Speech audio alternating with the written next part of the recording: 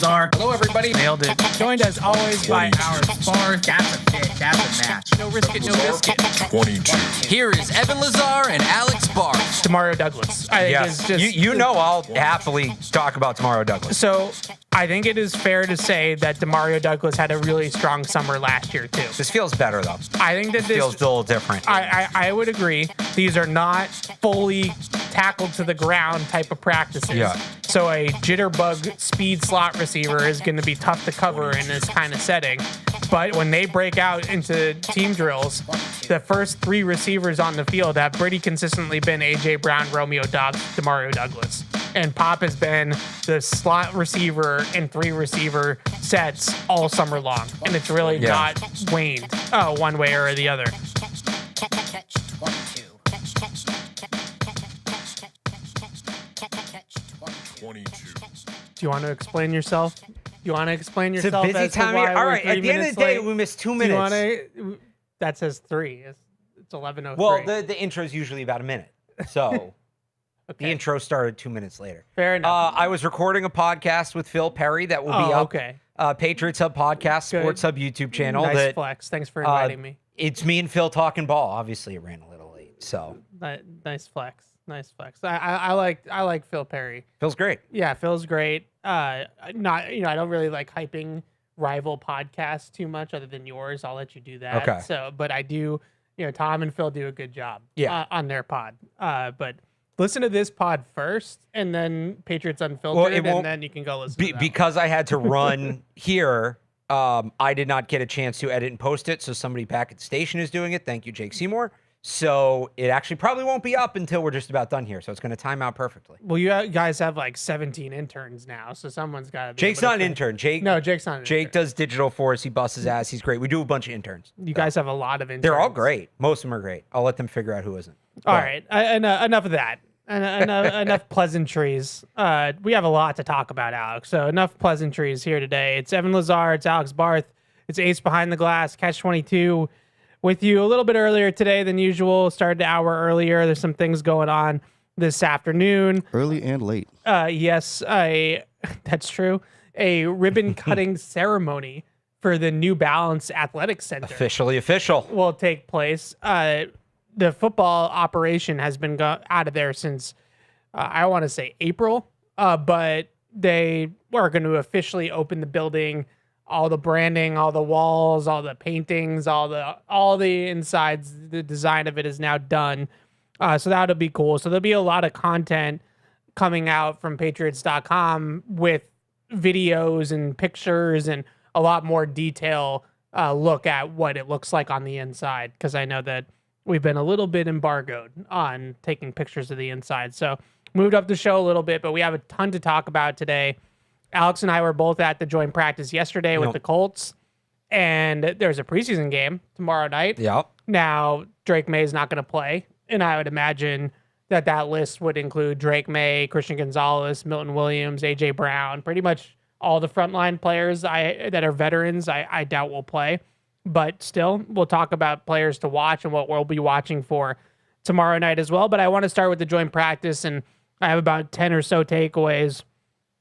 Here, I say or so because I added a bullet just for you at the end that I didn't have. I can't believe you almost missed this. I didn't have on my list, but I'm going to allow a punter minute for you at the end of. Oh, you're going to allow. I'm going to allow it. So kind of you to allow me to talk about one of the best players on the field yesterday. So I'll allow the punter talk.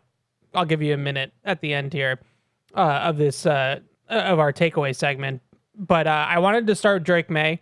I know that Christian Gonzalez is also a big story, and we're going to get to that after we talk about Drake. But with Drake May, I wanted to see one of those practices out of Drake May at some point.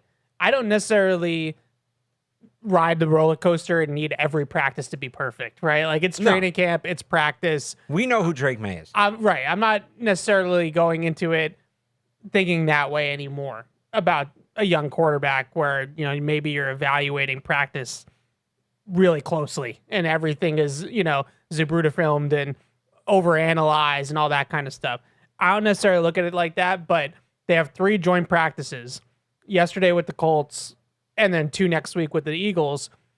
And one of those 3 practices, Alex, I wanted to see Drake May, right? Like I wanted to see him go out there and look like an MVP candidate and light it up.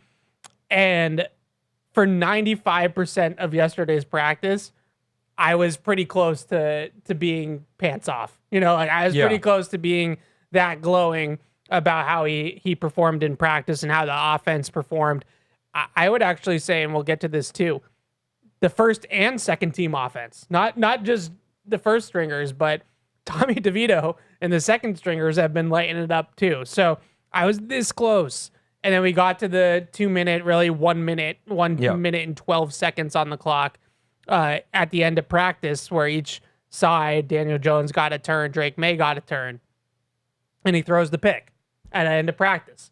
And I wrote yesterday in my takeaways, my headline for 95% of practice was really good day for Drake May. Right. And then we have to talk about the interception. But I don't want to just harp too much on the interception. I don't want to ignore it either.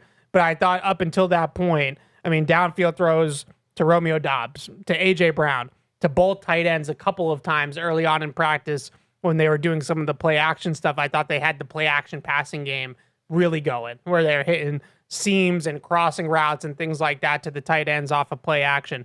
A couple of beauties in the red zone periods to Ramondre Stevenson that aren't technically deep balls, but in the red zone, vertical routes out of the backfield to Ramondre Stevenson. I really thought that he was kind of dealing. And then we got to the pick.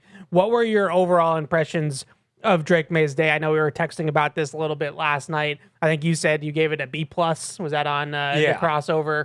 Yeah. So what were your overall impressions of Drake May and just the offense as a whole? Yeah, I thought he was really good. It all looked really smooth. The interception at the end sucks because, and we talk about this every year, we usually do our how to watch training camp show. I actually don't think we did it this year, but yeah, the closer a rep is to simulating a game, the most valuable it is. So that can be, are you in pads? Yes or no?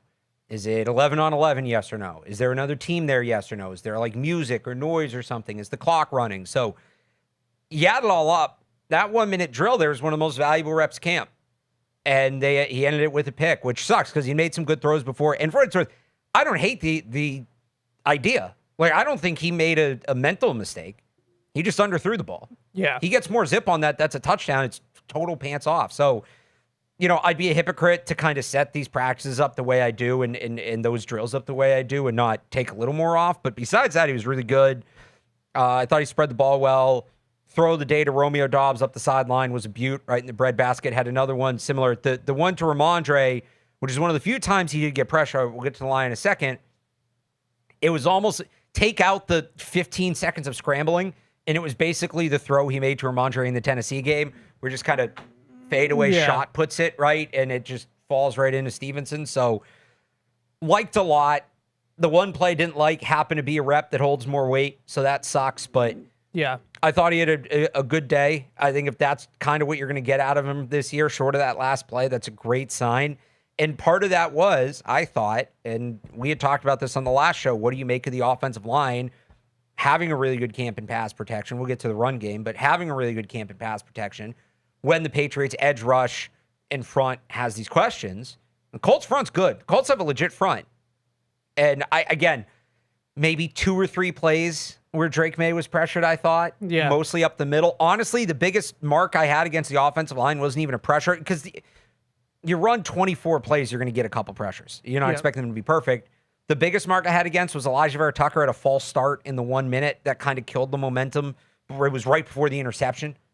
So obviously in that situation, you don't want to be false starting, but I thought the line held up very well. And then the receivers, A.J. Brown was getting open. Romeo Doubs made some nice plays. Ramondre Stevenson had a really good day catching the football. Eli Raridan was involved. So yeah, I thought they looked like, outside of that, the 2 instances in the 1 minute, the false start and then the interception, I thought cohesively, all 11 guys, was a very well-rounded effort from the offense. Yeah, and even in the run game, which has not been good this summer, I thought they ran the ball well too. Yeah, so we'll get to the pick in a second. I thought the most encouraging thing is what you just mentioned, though, is I did think in Lou Anarumo is the defensive coordinator now for the Colts, and a pretty good DC and a pretty good schemer on that side of the ball. DeForest Buckner's a problem. Grover Stewart's a problem. Leitu Latu is kind of an underrated up-and-coming former first-round pick. He's a problem as well. But I thought that the protection was really good for most of the day. Just like Drake May's pick, the 1-minute drill was a little sloppier for the protection, I thought. Vera Tucker gave up a pressure to Buckner early that I think probably would have been a sack in a game if it was a game situation. And then I thought they gave up a little bit of pressure on the interior on the interception as well. So maybe it all kind of fell apart a little bit there for them at the end. But what I was most encouraged by was the Colts were running a lot of pass rush fronts, 5-6 guys up on the line of scrimmage. We're going to drop some guys out. We're going to blitz some guys, and you're not going to necessarily know where exactly it's coming from. And the Patriots had, I don't want to, we're not really supposed to unveil too much about the formations and stuff like that. I'm sure they'll put it on tape in the regular season eventually. We can talk more in detail about it. The Patriots had some things that they were doing protection-wise to give Drake May some more time against those blitzes that I really liked. And that was one of the things that we all were hoping to see was from Drake May, a little bit better command at the line of scrimmage, a little bit better handling of protections, having answers, whether those are hot routes or protection answers to blitzes. It's practice. It's not like they were really coming after him. But I thought that they had some nice, neat little wrinkles that they were throwing at the Colts to give him time. A couple of those plays that we talked about that were down the field, especially the one to Romeo Doubs, they kind of loaded up the protection and gave him a chance to kind of take a shot down the field against single coverage on the outside. And they were able to get it blocked and get that play off and get Romeo Doubs down the field. All those things were highly encouraging from May. And I just like to see, not that it's surprising from him, but you kind of know when Drake May is hitting explosive plays and big plays down the field, right? That's when he's starting to feel it, right? Is when he's making downfield throws. On the interception, I think you summed it up good. I don't think it was a bad decision. I don't think it was a bad read. Nope. I think it was an underthrow, and I don't want to overcomplicate it. Beyond that, maybe slightly late. And I thought that it was slightly late because there was some pressure. They ran a stunt inside. It looked to me like it was Michael Clemens and Buckner. Some people had some different numbers. Things are moving fast in the inside there. But they ran a little twist with the tackles, the defensive tackles inside. And it just made Drake May drift just a little bit to his left. He felt it coming from his right, and he drifted us off his spot just ever so slightly. And I'm going to cross sports here for a second. It's kind of like, how in hockey, when somebody times up a one-timer, but then the pass isn't perfect, so they have to take it. They kind of squib it, yeah. Or, like in soccer where you don't hit it on the first touch. You kind of hit it, you catch it, then you hit it. That was sort of how I felt like with this one. If he had thrown it right on time at the top of the drop, I think it gets over the safety and kind of leads Pop Douglas into the end zone. But that extra little hitch that he took in the pocket was just enough time for Cam Bynum to kind of get deeper in where he was on the field and get in front of the ball. So I didn't necessarily think that it was a bad read. I thought Pop Douglas was open, but I thought it was going to take a good throw to get it into the window on the back of the end zone, and it just wasn't a good throw. And we don't need to overcomplicate it, but that's what it was. That those situations, and we saw it with him a little bit last week as well. He threw 2 interceptions in a 1-minute drill in that one practice. Was that last week, right? They're all blending together. Yes. Where he threw a pick to Marcus Jones. Marcus Jones undercut a route by Kayshon Boutte.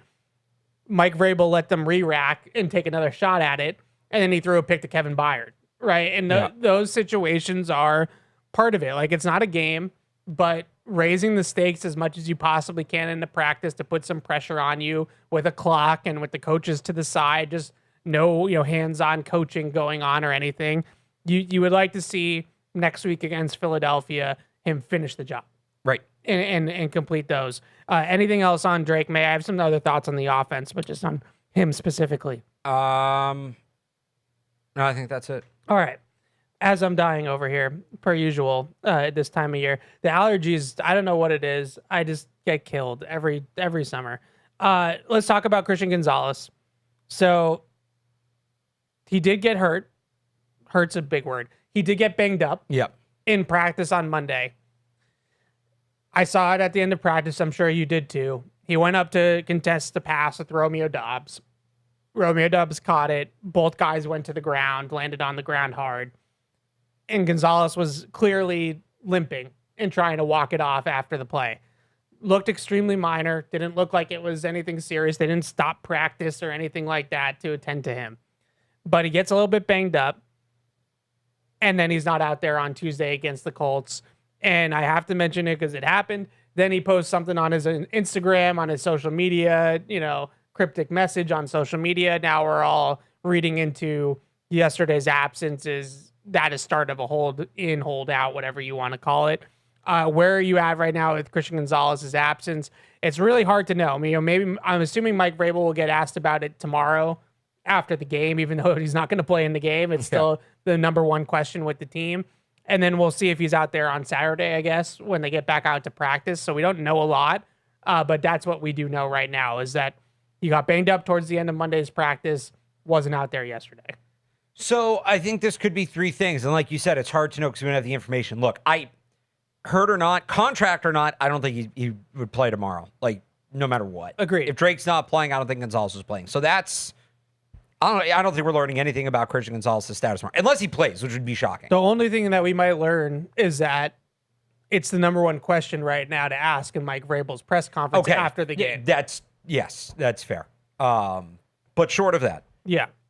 if he's back on Saturday or even Sunday when they return to practice, all right, he's banged up.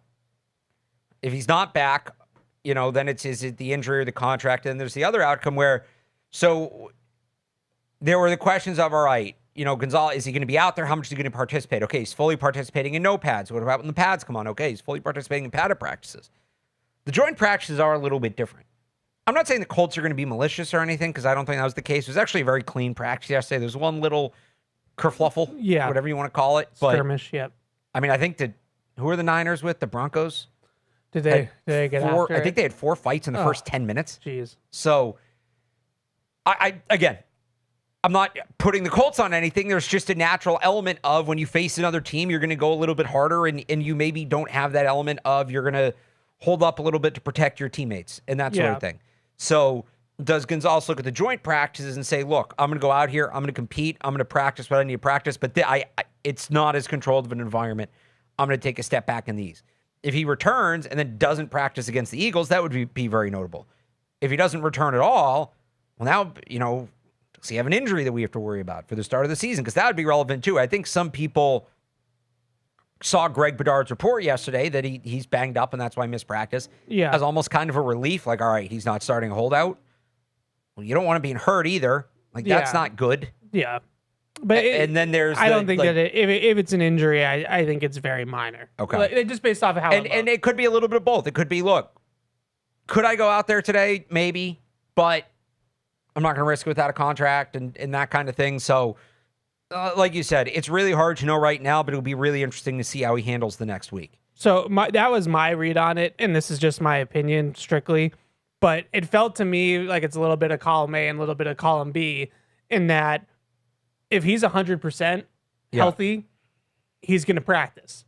But when you're in a situation that Gonzalez is in where he's looking for a new contract and he's in an active contract negotiation, the second that you get a little banged up in practice, I can totally understand, putting your foot on the brake and saying, well, whoa, let's slow down here and not risk it. I use the comparison as a completely different situation.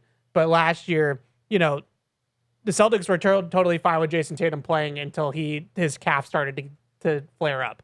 As soon as his calf flared up, it was like, no, we're shutting you down. We don't care if it's a game 7. This isn't game 7. This isn't the same situation. But I think with Gonzalez, there could be a little bit of that going on where it's the agent and him decide as long as everything's going smoothly and you're 100% healthy and you're feeling good and your body's feeling good, practice. But the second that there's a little hamstring pull or an ankle twist or something like that, we're gonna shut it down. And I think that might be what happened. Now we'll find out more on Saturday. We'll see if he's out there. Maybe we'll find out more tomorrow night after the game if Vrabel addresses it in his press conference. as far as how the practice went yesterday for the defense, I was focused mostly offense. I'll put that caveat on this. I did watch the defense a little bit, and we all watched the defense at the end. But I did go, and I like to do this with joint practices. I read what some of the Colts writers were writing about the practice, because I think everybody always leans a little bit positive towards the team they cover in these things. So the Colts people felt like the outside receivers, and again, no Gonzalez, no Carlton Davis for the Patriots, no Alec Pierce for the Colts. Yeah. Kind of a wash in my opinion. They didn't have their best outside guy. It was twos first twos. Yeah, the Patriots didn't have their best outside corners. Guys, yeah, plural. Yeah, Josh Downs did practice against Marcus Jones, and Tyler Warren was out there. Tyler Ward was very much out there. Yeah, we'll get to that in a second. So I would say that it was kind of hard to tell how effective the Patriots defense was, because they were down 3 really important players. No Gonzalez, no Davis, no Barmore. So when you're without 3 of your best players and both your starting corners, outside corners, I don't know how much to really take away from that, from the practice, from a defensive standpoint, but it did feel, and especially that last 2-minute drive by Daniel Jones, it did feel like the Colts offense found some success against the defense. Specifically, I would say Tyler Warren, who in that 1-minute drill was uncoverable. Yeah. I think he caught 3 passes, including 3 the big chunk one plays that got them down there to set up the touchdown that they scored at the end of practice. So what did you see from defensively, big picture? And then I've got some little picture things too, nuggets or whatever. Yeah, I'm with you. I didn't watch as much of the defense just because, again, especially the top defense, like the guy I really wanted to watch was Akis. Yeah. And he was mostly with second unit. I thought he was good from what I saw, had a would-be sack. But the bigger thing for me, in coverage they struggled, and that cornerback battle, it was Prunty and Vildor were the 2 that got the 1-minute drill, but we saw Kobe Minor mix in. We saw Channing Canada mix in. That's one of the big things I'm going to watch for tomorrow night. Like, who from that group, because it looked like it was going to be Prunty, and then he's kind of cooled off a little bit. Who from that group is going to step up and win that cornerback job? Yeah, that was my question that I wanted to facilitate with, now that you bring that up. Well, just real quick before that. Go ahead. My big takeaway was the run defense. Now, look, the Colts' run game is sick, right? They've got Quentin Nelson. Watching Jonathan Taylor cut in person is unreal. It's just, it's different. He looks different. But through the start of camp, and we were surprised by this, the Patriots couldn't run the ball. They invested in the run game in the offseason. They lost Kyrus Tonga. Okay, what's this going to look like? And the run defense has been really good to this point. What happened yesterday? That flip. Patriots ran the ball well. Colts ran the ball well. So I was kind of surprised by that. I don't know if that's the anomaly. I don't know if the first 13 days are the anomaly, but that was my big takeaway from the defense, was they couldn't really stop the run. Yeah, especially it felt like on the edges he had some bounces and things like that we saw. Kenneth Walker obviously will win a Super Bowl MVP doing not too long ago. You mentioned those corners, though. I think that was the biggest thing, I guess, defensively that you could probably take away, because Kindle Vildor and Prunty and maybe a little bit of Minor, those 3 guys got so much run because Davis and Gonzalez weren't out there. Who out of those 3 would you say right now? Are you still a Prunty guy? Like, where are you at with that group right now? I guess I'm still a Prunty guy, but like, it's pretty open. I don't know that I'm like locking in with any one player. I thought Kindle Vildor had a rough week last week. He's been better. I think he's been better the last couple of days. I think he was okay yesterday. But in those situations, we know how this goes. The tie's going to go to the draft pick. Like, if they're about even, the rookie that has upside is going to win that job over a guy like Kindle Vildor, is kind of a journeyman. I did notice Elijah Ponder a couple of times. Yep. Looking over there to the defense. He kind of blew up like a boot screen play that I think was going to go for a big gain. He broke up the pass at the line of scrimmage and batted the ball down. And then I had him with another pressure sack, whatever you want to call it, in practice. So I thought that he showed up a few times. I thought Akis showed up a few times that you mentioned. Really good bull rush on the left tackle. I think it was their backup left tackle, not Raymond. But it was still a good bull rush that I noticed as well.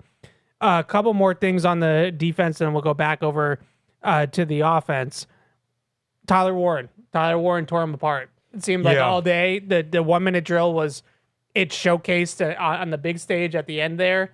But overall, I thought Tyler Warren kind of ate them up in this practice. Now, we said the same thing coming out of the Minnesota practices last year that TJ Hawkinson had a big week against in those Vikings practices. Statistically, they settled down against tight ends last year. They weren't terrible defensively against tight ends. If you want to go yards per game or whatever stat you want to use, passer rating, whatever. But at the same time, we saw this yesterday, and Warren just looked like on a different level. How did you feel about just them covering tight ends? Because I think, to me, that's one of the things with this defense that remains sort of an enigma, is I don't really know exactly if they have one plan. Like Bill Belichick's defenses were very clear how they were going to cover tight ends. They had one safety, like a Patrick Chung or something like that, whose job it was to cover the tight end. This defense does it a little bit more by committee. Sometimes the linebackers are on the tight ends, sometimes the safeties are on the tight ends, sometimes they're in zone. It's a different sort of defense. How do you feel about them covering tight ends right now? Because Warren definitely was noticeable. Yeah, it's going to be something to watch again. Now, Christian Ellis did go out during that practice, and that's a role that he would usually at least help with, so that it comes with that caveat. But also, like, they're kind of thin at linebacker, so that matters. This is where we talked about, did we talk about last week or 2 weeks ago, that they're trying to find that third safety? Yes. And it kind of seems like Del Pettis has settled into that role a little bit. John Saunders did have another pick yesterday, albeit with the twos. But maybe that guy stepping up is what helps. But yeah, it's going to be a question mark going into the season. And they face AJ a tough Barner slate right of tight out of the ends. gate. Yeah. They face the Steelers, right? So Pat Freiermuth is a good player. Your boy Darnell Washington obviously is still in Pittsburgh. Yeah, well, he's a whole other thing. Kincaid in week 4 with Kincaid, Buffalo. Bowers at some... Bowers after Buffalo. Then however much you believe in Kenyon Sadiq with the Jets. Yeah. The Bears. Yep. Loveland. So I don't even know who Miami's tight end is. And then, if Tucker Kraft's still playing in early October. Right. Or early November. Yeah, no, they face a good schedule of tight ends. So yeah, something to note. I mean, like I said, last year they statistically graded out pretty good against tight ends. Yeah. It wasn't like it became a glaring issue once they got into the season, but that's what we saw out there yesterday. Moving back over to the offense, a couple of more notes I had on the offense.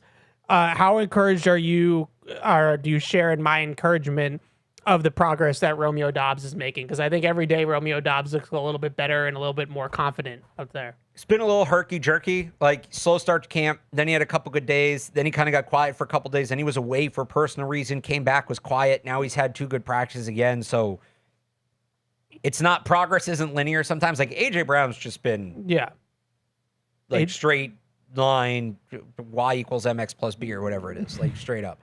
It's been a little more all over the place for Romeo Doubs, but again, like I said with the Drake May interception, that's the practice you're going to weigh the most. It's against another team.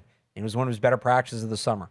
So I'm encouraged by that. I'm still not totally there. Like with A.J. Brown, I feel like Drake May and A.J. Brown, I'd like to see a little more from the deep ball, but kind of feel like they're good to go heading into the regular season. Like they're more or less, I think, where they need to be, certainly by this point on the calendar. I'm still not quite there with Doubs, but I like the progress he's making. And I'll say he's turning the corner. I don't know that it's fully turned it yet, but I'll say I think he might be starting to turn the corner. Yeah, I was encouraged by the types of routes that he's getting targeted on. I think are slowly shifting, and maybe that's just coincidental and I'm looking too much into it. But we talked about it, I think, last week. These are 2 very different types of players in terms of this Z receiver role in this offense, going from Stephon Diggs to Romeo Doubs. Like, they're not similar really at all. Right. And so my whole thing is I think maybe this is more of a usage adapting the role to Romeo Doubs thing than it was that Romeo Doubs is not a good player, because we've seen Romeo Doubs produce in Green Bay. So we know that he's a solid NFL receiver.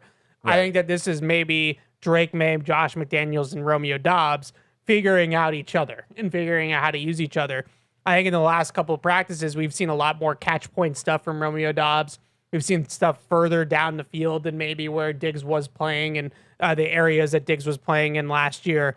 The go ball down the sideline. Diggs caught a few of those, but that wasn't like a featured part of his repertoire last year. Dobbs shook a Colt defender in the end zone and red zone work yesterday, got open at the top of the route and made a strong catch in the back of the end zone. The one against Gonzalez on Monday where he goes and high points a ball, kind of a corner fade ball, and he goes up and gets it. Those are the things that I think are more in his arsenal in terms of the strong hands, the ability to track the ball, ability to use his size. He's a 6'1", 6'2" receiver. This is not Right. Pop Douglas, right? We're not talking about a guy who's 5'9". So these things I think are starting to come along with him a little bit more and more each day. You're starting to see Drake May trust to throw him open a little bit more and trust that he's going to win the ball a little bit more down the field. And look, I think that there's some concern that I have about it because I'm a speed guy. I love adding speed elements to the offense. They're going to be very back shoulder, go ball over the shoulder, make a catch in traffic. Go up and get it. They're gonna be a contested catch team. They live above the rim. They are. And how do we feel about that? I'm not saying that that's a bad thing. I will admit that I like the wee speed guys. I do, but that's the Fast way and. that's the way that this looks. Even if Kayshon Boutte's still here, he's going to be a big part of that too. But specifically with AJ Brown and Romeo Dobbs, it does feel like there's going to be a lot of jump balls down the field to those guys as the big plays in this offense. So I guess within the fast and, there could also be an element of big and. Right. I will say this. If I were building a team, which I'm not, I probably wouldn't, that wouldn't be my focus. But if you were going to build a team, an offense where the plan is to play go up and get it football, they're built for it. Yeah. Like if you have, it's AJ Brown, who is taller than you and can jump higher than you. It's Romeo Dobbs, who's kind of the same thing. Eli Raritan is massive. Yep. Hunter Henry's a big Hunter dude, Henry's 6'5". a good, even we've seen Ramondre Stevenson be really good on some contested catches. I don't think you want to major in throwing back shoulder fades to your running back. Right. But if he can make the play, sick. Yeah. And that's kind of what they've built, is a team that's just going to bully the crap out of defensive backs. And it's going to be really fun to watch. Yeah. Again, I think there aren't that, it's a really tough skill. What's that stat that the corner fade, it's 50% of those passes to Calvin Johnson are complete, and it's 14% or something to every other receiver in history or something like that. So there's been a lot of... Have you seen this? Calvin Johnson skews that number so extremely. So there's a lot more it's more the goal line fade that people in my world, the nerds, the analytics people hate, because we've done a lot of, not me personally, but there's been a lot of studies in terms of, is the goal line fade actually a good play? And the numbers bear out that it's a very low percentage Calvin play. Johnson is the only receiver in NFL history to catch over 50% of his goal line fades. The league average is 33%. And that's not all they're doing. We've seen them do a lot of back of the end zone, run the end line, throw it up, go up, get the ball at the goalpost kind of thing. But there's not a lot of guys that are good at that. Usually you have one, maybe two guys that can do that, because there's more... I don't know, Evan, would you agree there's more speed guys than side guys playing receiver in the NFL nowadays? Or even a tight end? I would say, separation is such a buzzword. There's more separation guys than there are just, bully ball guys? Yeah, I feel like everybody's looking for separators right. for the most part. Is this a little Belichick zig when they zag? Everybody's looking for separators, so the Patriots go out in a market that's a little depressed on bully ball pass catchers, and they go get some damn good ones. Yeah. And they still have guys that can separate, Pop Douglas, Wright, and Efton Chisholm, but... That's possible. I think that when you have a quarterback like Drake May, who's so pinpoint accurate down the field, he can throw receivers open. And kind of fearless, too. I don't think every quarterback would want to play this way, because there's risk. Yeah. But you got to be fearless. And Drake May's fearless. And I think that can bite him at times, but it's definitely more of a strength than a weakness for him. When you can pull the string and throw a guy open on a back shoulder, or you can put it up on a platter at the back of the end zone, or you can drop it perfectly in the bucket over the guy's shoulder and just have him kind of shield the catch point from the defender trying to get in on the ball.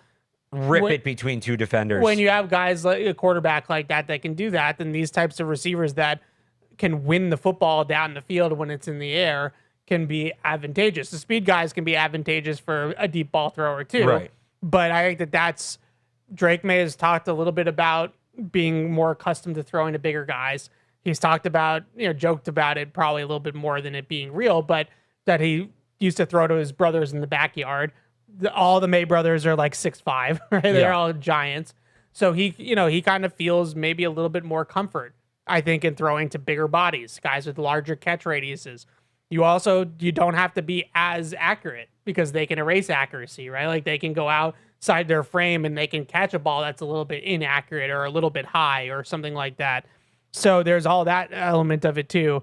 It just is something that I think stands out in all these practices that's why Pop Douglas's role is so important in this offense. And then the guy that I want to bring up next is Kyle Williams. I think that's why he has the support of the head coach and that he's going to be around is because he just brings a different element to this offense that these other guys that we're talking about, like Booty and Dobbs and Brown, don't. So yesterday, Kyle Williams and Tommy DeVito had a deep ball connection. Big post route from Kyle Williams, split two Colts defenders. DeVito put it on him, big play, walked in for a touchdown. It was a really nice play. DeVito also hit Matt Collins on a similar route down the field too later on in practice. Both those guys have been humming with the twos for what it's worth. I think Kyle Williams had been creating a lot of separation and really hadn't been finishing plays. Yeah. Yesterday, he finally finished one. Where are we at right now with Kyle Williams? I think Matt Collins, we know, is going to be here in some capacity. But Williams, I thought yesterday, each day, kind of start to see the deep ball a little bit more and more, especially with the more accurate throws from DeVito. Yeah, it's going to be interesting to see kind of what happens with that second receiver group. I'll say this about Kyle Williams because I think this has kind of gotten lost in a lot of it. He's been good with the twos. It's not like he's with that second unit not producing. He's pretty regularly producing. He caught a deep ball touchdown yesterday, like I think you mentioned there. So, yeah. But it goes back to, I feel like the conversation we're having around now, it's actually like a combination of two conversations we've had about these receivers recently. We did this with Efton Chisholm last year. Efton Chisholm was very successful at what he was asked to do, but it was with the second unit. And then when you get into the regular season, he just didn't have a lot of time with Drake May. And honestly, this was kind of the conversation with Kyle Williams too. Yeah. Last year. Didn't have a ton of success with Drake May, a ton of time, I should say, with Drake May. And it's hard to be successful when you don't have that chemistry with the quarterback. Now is when you're building that chemistry. The other thing, in some ways, his camp reminds me of like early career Kayshon Boutte because he's just very inconsistent. He has these big pop plays like once a practice, maybe every other practice, but then you don't really hear from him a ton besides that. Yeah. And that's where things turned for Kayshon Boutte. We talked about this over the last year that Kayshon Boutte would go, and now his was more like longer span. It wasn't one play per day, but that's it. He would have like 1 or 2 days where he was excellent, and then you wouldn't hear from him for a week. Yeah. And it was just like, okay, like those flashes are great, but you have to prove you can be consistent. I think the thing that you might be waiting for right now with Kyle Williams is consistency. Because he is making plays, but there is also just some plays where you don't really see him. It's the details, that's what it is.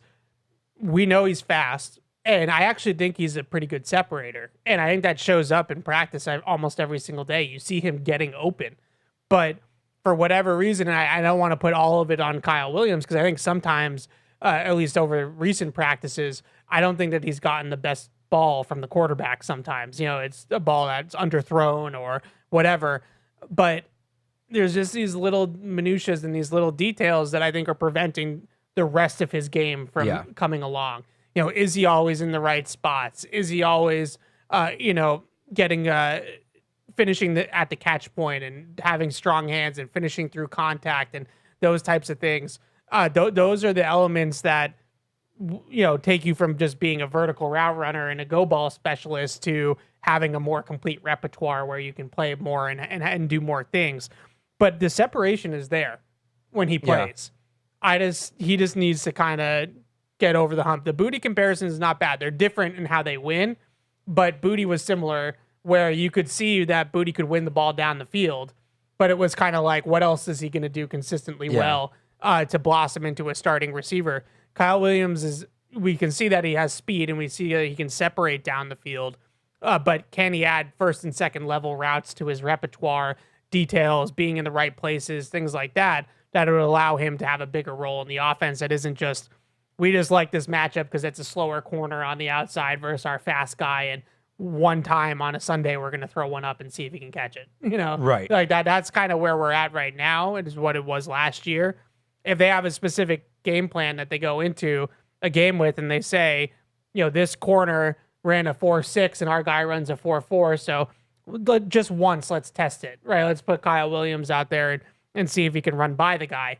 That's not necessarily a huge role. That's a 25% of the snaps type of role. So to see him expand the role would be good. What are you making of this DeVito thing?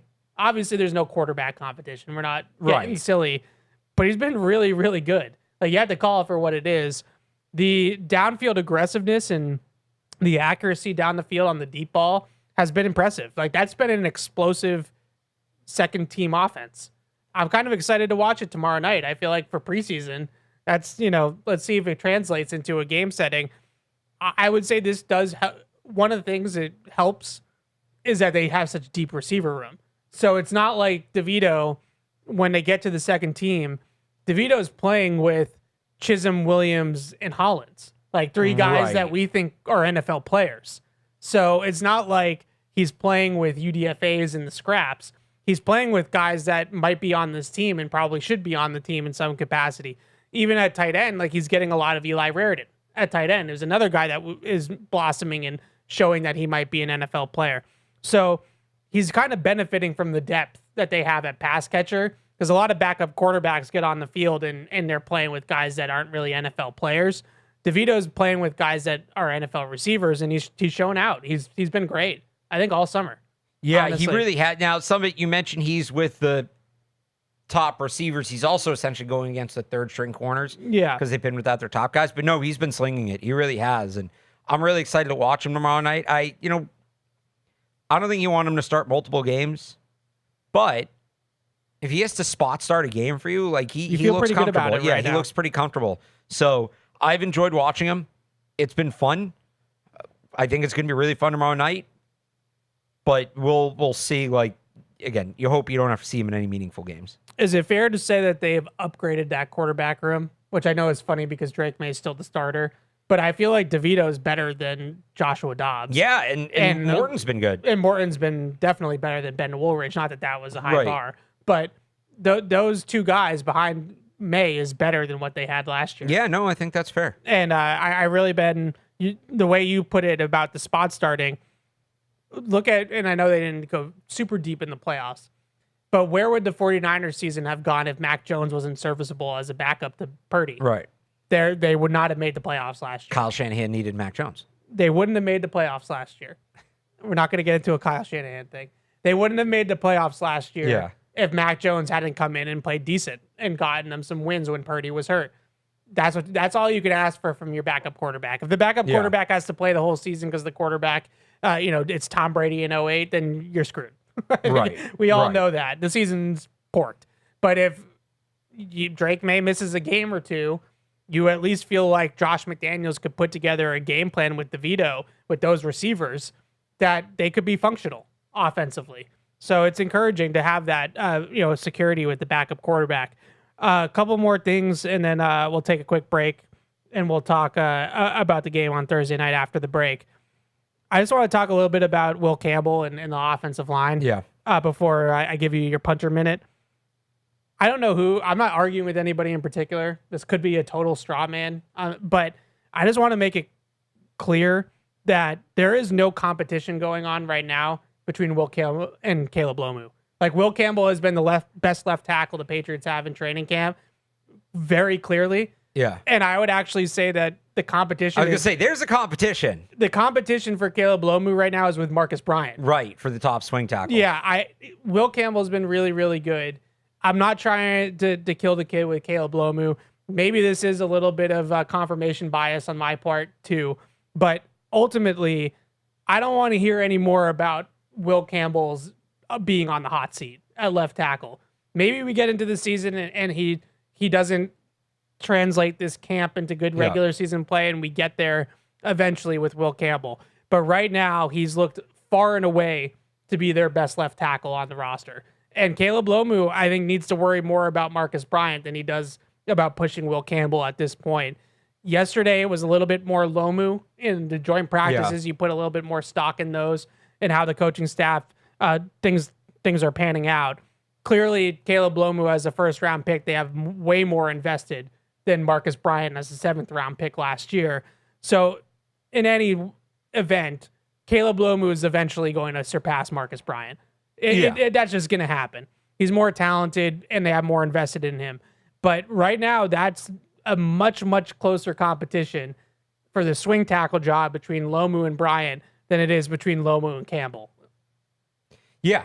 No, that's what it feels like. I mean, that's what it looks like when they're rotating the way they are. And when Morgan Moses comes out, it's Caleb Lomu, but it's also Marcus Bryant getting some of those right tackle reps. And if it's a redshirt year for Lomu, it's a redshirt year. And that could mean that backup job ultimately goes to Marcus Bryant. So, but Campbell's been excellent. I thought yesterday was huge for him. Just kind of going up against some better rushers and held his own. His technique looks cleaner. He looks a little stronger. He looks healthy. He's really checked, I think, all the boxes you hope he'd check coming into this camp. Agreed. I think the two things that really stand out to me, and maybe it's just health, but he looks so much stronger. Like it's definitely harder. He looks a little bigger too. I don't think it's just health. I think he's stronger than he was when he was healthy last year. He looks a lot harder to walk back into the quarterback. Bull rushes and things like that. He looks a lot sturdier and a lot firmer with his anchor. And I continue to be impressed. I think that he really went to school in terms of the different, hand fighting, pass sets, footwork, things like that he can change up.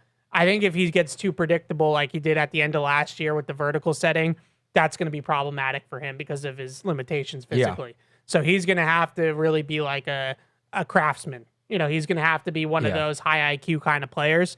I think I've seen a lot more of that this summer as well. He's been really, really solid.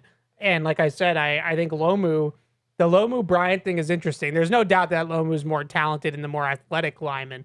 But if you're going 6 offensive linemen and you're going jumbo and you're trying to run the football, Marcus Bryant's much bigger and stronger right now than Caleb Lomu is. Now, Lomu's more athletic, so if you're doing that and you want to get out and run a play, a zone play or a toss play or something like that, then maybe Caleb Lomu is more what you're looking for in that situation.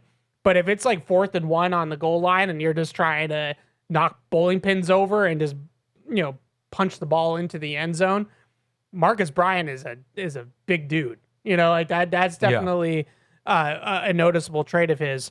So I don't know. That's just a thought on the offensive line. I'm going to tee you up for your punter. I'll just say this too. Like, I think part of the Lomu thing is their interior guard depth still doesn't look great. Vrabel said they were going to try him at guard, and then they haven't done that. Yeah. But do you think he plays his first NFL snaps at guard or tackle? I guess take out eligible tight end because it could be that. But. So I was thinking that as well. We haven't seen it yet. Vrabel said we were going to see it. We saw it a little bit in the spring. So they did do it a little bit more in the spring. My question would be which guard goes down? Okay. I could see him being the backup left guard. I don't know if he's the backup right guard, if that makes sense. And I know that it seems silly, but I think it does matter because he's already flipping sides from left to right as it is. And now you're not only flipping sides, but you're also moving him inside on the right side. Plus, I think traditionally McDaniels has liked a little bit more of an athletic right guard or athletic left guard, and a more of a bulldozer on the right side. Vera Tucker and Onwenu, right? Like that sort of thing. So if they had to put in a right guard replacement for Onwenu, I'm not sure that would be the same person as the left. That makes sense. Vera Tucker left guard swap. One more thing, and then I'm going to tee you up, I promise. Eli Raridon. Yep. Thought he had another good practice yesterday. He is a athletic dude. He gets open at the top of routes. Those takeoff routes, I really like seeing those from him. He ran a crossing route with Drake May yesterday where he outran the linebacker and was open. Would have liked to have seen him stay up on his feet and maybe get some yards after the catch there. Maybe a little bit of on the throw, a little bit of a low throw, a little bit of a dive by Raridon that he maybe didn't need. But he was open a lot yesterday. Whether it's the seams, the crossers, red zone stuff, big target down there in the end zone as well. Tommy DeVito now, I think the Colts defender probably should have picked it off. It kind of went right through the Colts defender, but that takes a lot of focus for Raridon to finish the play. Like think of somebody flashing right in front of your face. You lose sight of the ball, then you have to relocate the football and catch it. That's not easy. I thought that he really showed out yesterday again, and he gets matched up on a linebacker man in the middle of the field. He's winning that race. That's going to be a really tough cover.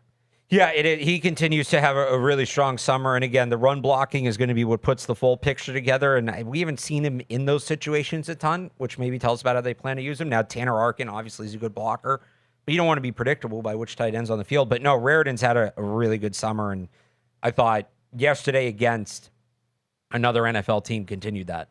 I can't wait to see the blocking tape from the preseason. Yeah, that's going to be big. It's really hard in these practices to really evaluate the line of scrimmage unless you're zoned in on it, because there's so many things flying around in there.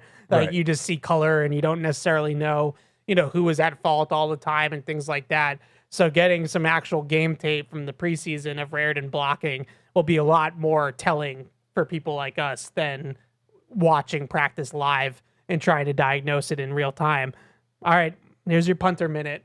Behringer was killing it yesterday. He was excellent. He was excellent. They did a full team punt period. The first two were okay, and on the second one, it almost got blocked. I didn't see exactly who it was that got beat, but it was a side with Del Pettis, Terrell Jennings, Elijah Ponder, and Nnamdi Obiizer.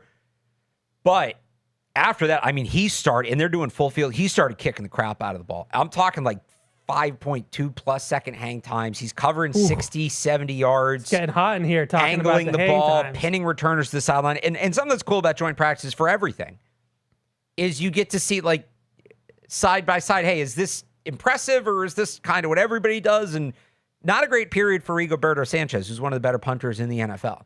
And when you look at what he did versus Behringer, it wasn't particularly close. So I think Behringer, he was awesome yesterday. And I know people are still annoyed by the playoffs last year, and that's fair. He wasn't great in the playoffs last year, down the stretch last year. We thought they might bring in some competition for him. They sort of kind of did, I guess. They had some tryout players in minicamp, some rookies, but no competition. He's got to step up. He's at a good camp. That stuff yesterday was unreal. And it was with a live rush, so it wasn't like he had all day to get the ball off, and he was hammering the ball. Your plugger of the day. He was my plugger of the day yesterday. So that's the player of practice, the player of the day. on Patriots beat. Everybody else was like Drake May or whatever. No, we had an even split yesterday with the four of us. You picked the punter. So it was Tommy DeVito, Efton Chisholm, Drake May, and Bryce Behringer. Never change. You never change your love for punters. I was between May and Behringer, but May, I think Taylor gave it to May, so he already had one. So I was like, let's break these up a little bit. It's been close for the summer, by the way. There's a 3-way tie in first place. Wow. Between, any guesses? Drake May. No, Drake May's in third. He's one off the lead. So there's three guys that have 4. Drake May is 3.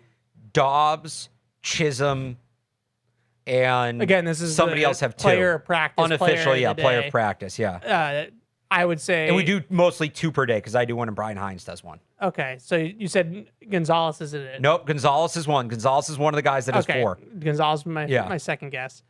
AJ Brown. No, AJ Brown only is 1, I think. Wow. Okay. 1 or 2.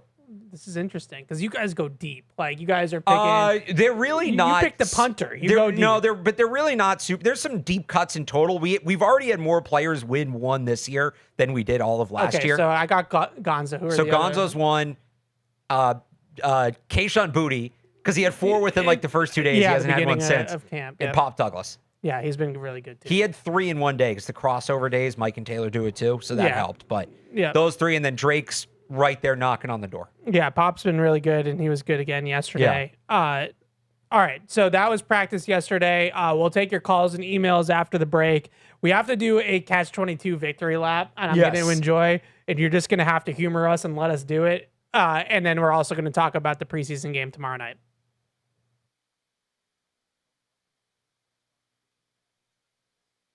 Estella brings a celebration of flavors with a modern fusion menu, exciting cocktails, and brunch available daily beginning at 11 a.m. Enjoy freshly brewed coffee and Mediterranean-inspired breakfast and lunch from Angel's Cafe. Craving the classics? Chick-fil-A makes it easy to grab your favorite with mobile through, carry-out, and dine-in options. Download the Patriot Place Advantage app for special offers and to earn rewards every time you visit. Patriot Place. Shop, dine, enjoy. The heaviest metal credit card of all time. wielded at business dinners like a samurai sword. It's a classic corporate power move, but the real power move, having end-to-end visibility on your most critical shipments. FedEx, the new power move.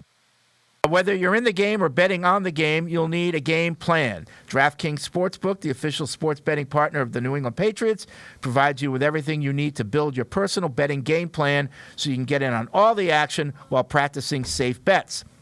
Visit DraftKings.com/responsible-gaming to learn more about all the safe betting tools DraftKings has to offer. Hope is here, 800-327-5050 or gamblinghelplinema.org. Must be 21 plus. Play it smart from the start. GameSenseMA.com.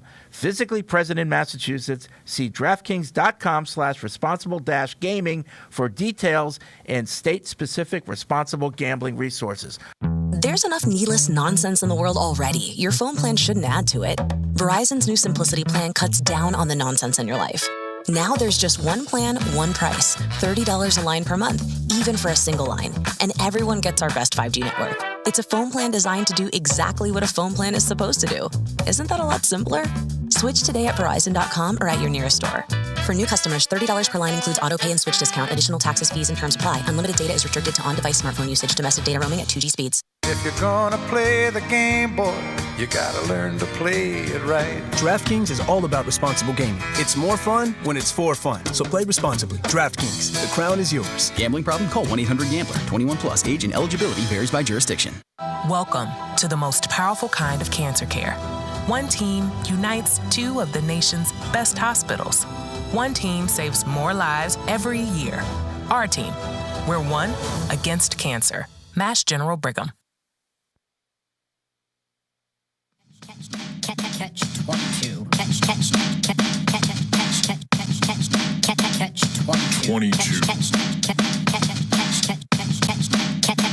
All right, so you're looking up what your pro comp was here, to the player we're about to discuss. So yesterday, the Minnesota Vikings announced that Kyler Murray has won the starting job over J.J. McCarthy.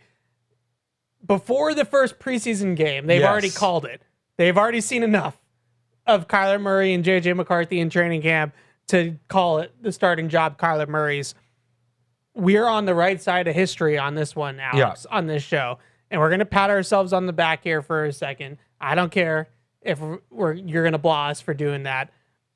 There was a groundswell. There was. Don't lie to us. There was a groundswell. Way too many calls on Sports Hub Sunday Kickoff. Yep. Yeah, just why wouldn't you trade down and get McCarthy? You can get picks and get a better player. He's a winner. Do you remember? Oh my God! Do you remember when he had just like Brady? He's a winner. Oh, he won because they took the ball out of his hands. Yes. They didn't let him throw. Yeah. And do you remember the throwing session, the combine throwing? Oh my God. That, yeah. Grown men wept at the way J.J. McCarthy threw the ball at the combine. Oh, Rich, I know you went to Michigan, Rich. Love you, mean it. Take the glasses off. They were posting videos of incompletions.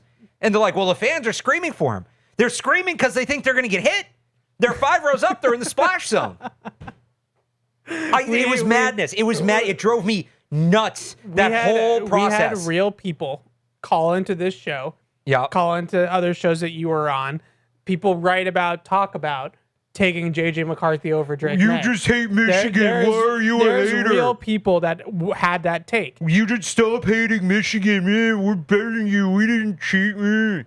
And then going into year 3 for both quarterbacks, same draft class, Drake May has an MVP caliber season and a Super Bowl appearance. Yeah. And J.J. McCarthy is getting benched for Kyler Murray. Yep. That's where we're at. So victory lap, nailed that one. We don't nail them all. I have plenty of I've said this ones too. that I'm wrong about, but this show was definitely right about. We were more right about J.J. McCarthy than we were about Drake May. I might agree with that. We both were very clear. We both liked Drake May. We both watched J.J. McCarthy and said, nope. We both liked Drake May. I don't think either one of us thought he was going to get this good this fast. Did I think he could be an NFL, an MVP candidate eventually? Yes. He had that kind of ceiling. Not right away. Yeah.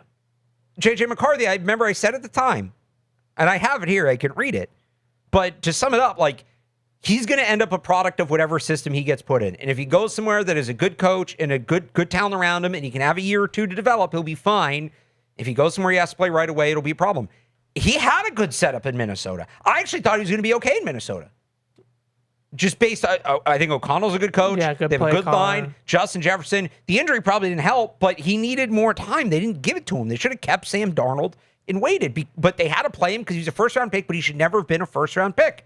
Do you want my comps? I found my comps and this is 985thesportshub.com. This is out there. I'm not making this up. Yes. Strengths. NFL quarterback frame, but will need to grow into it.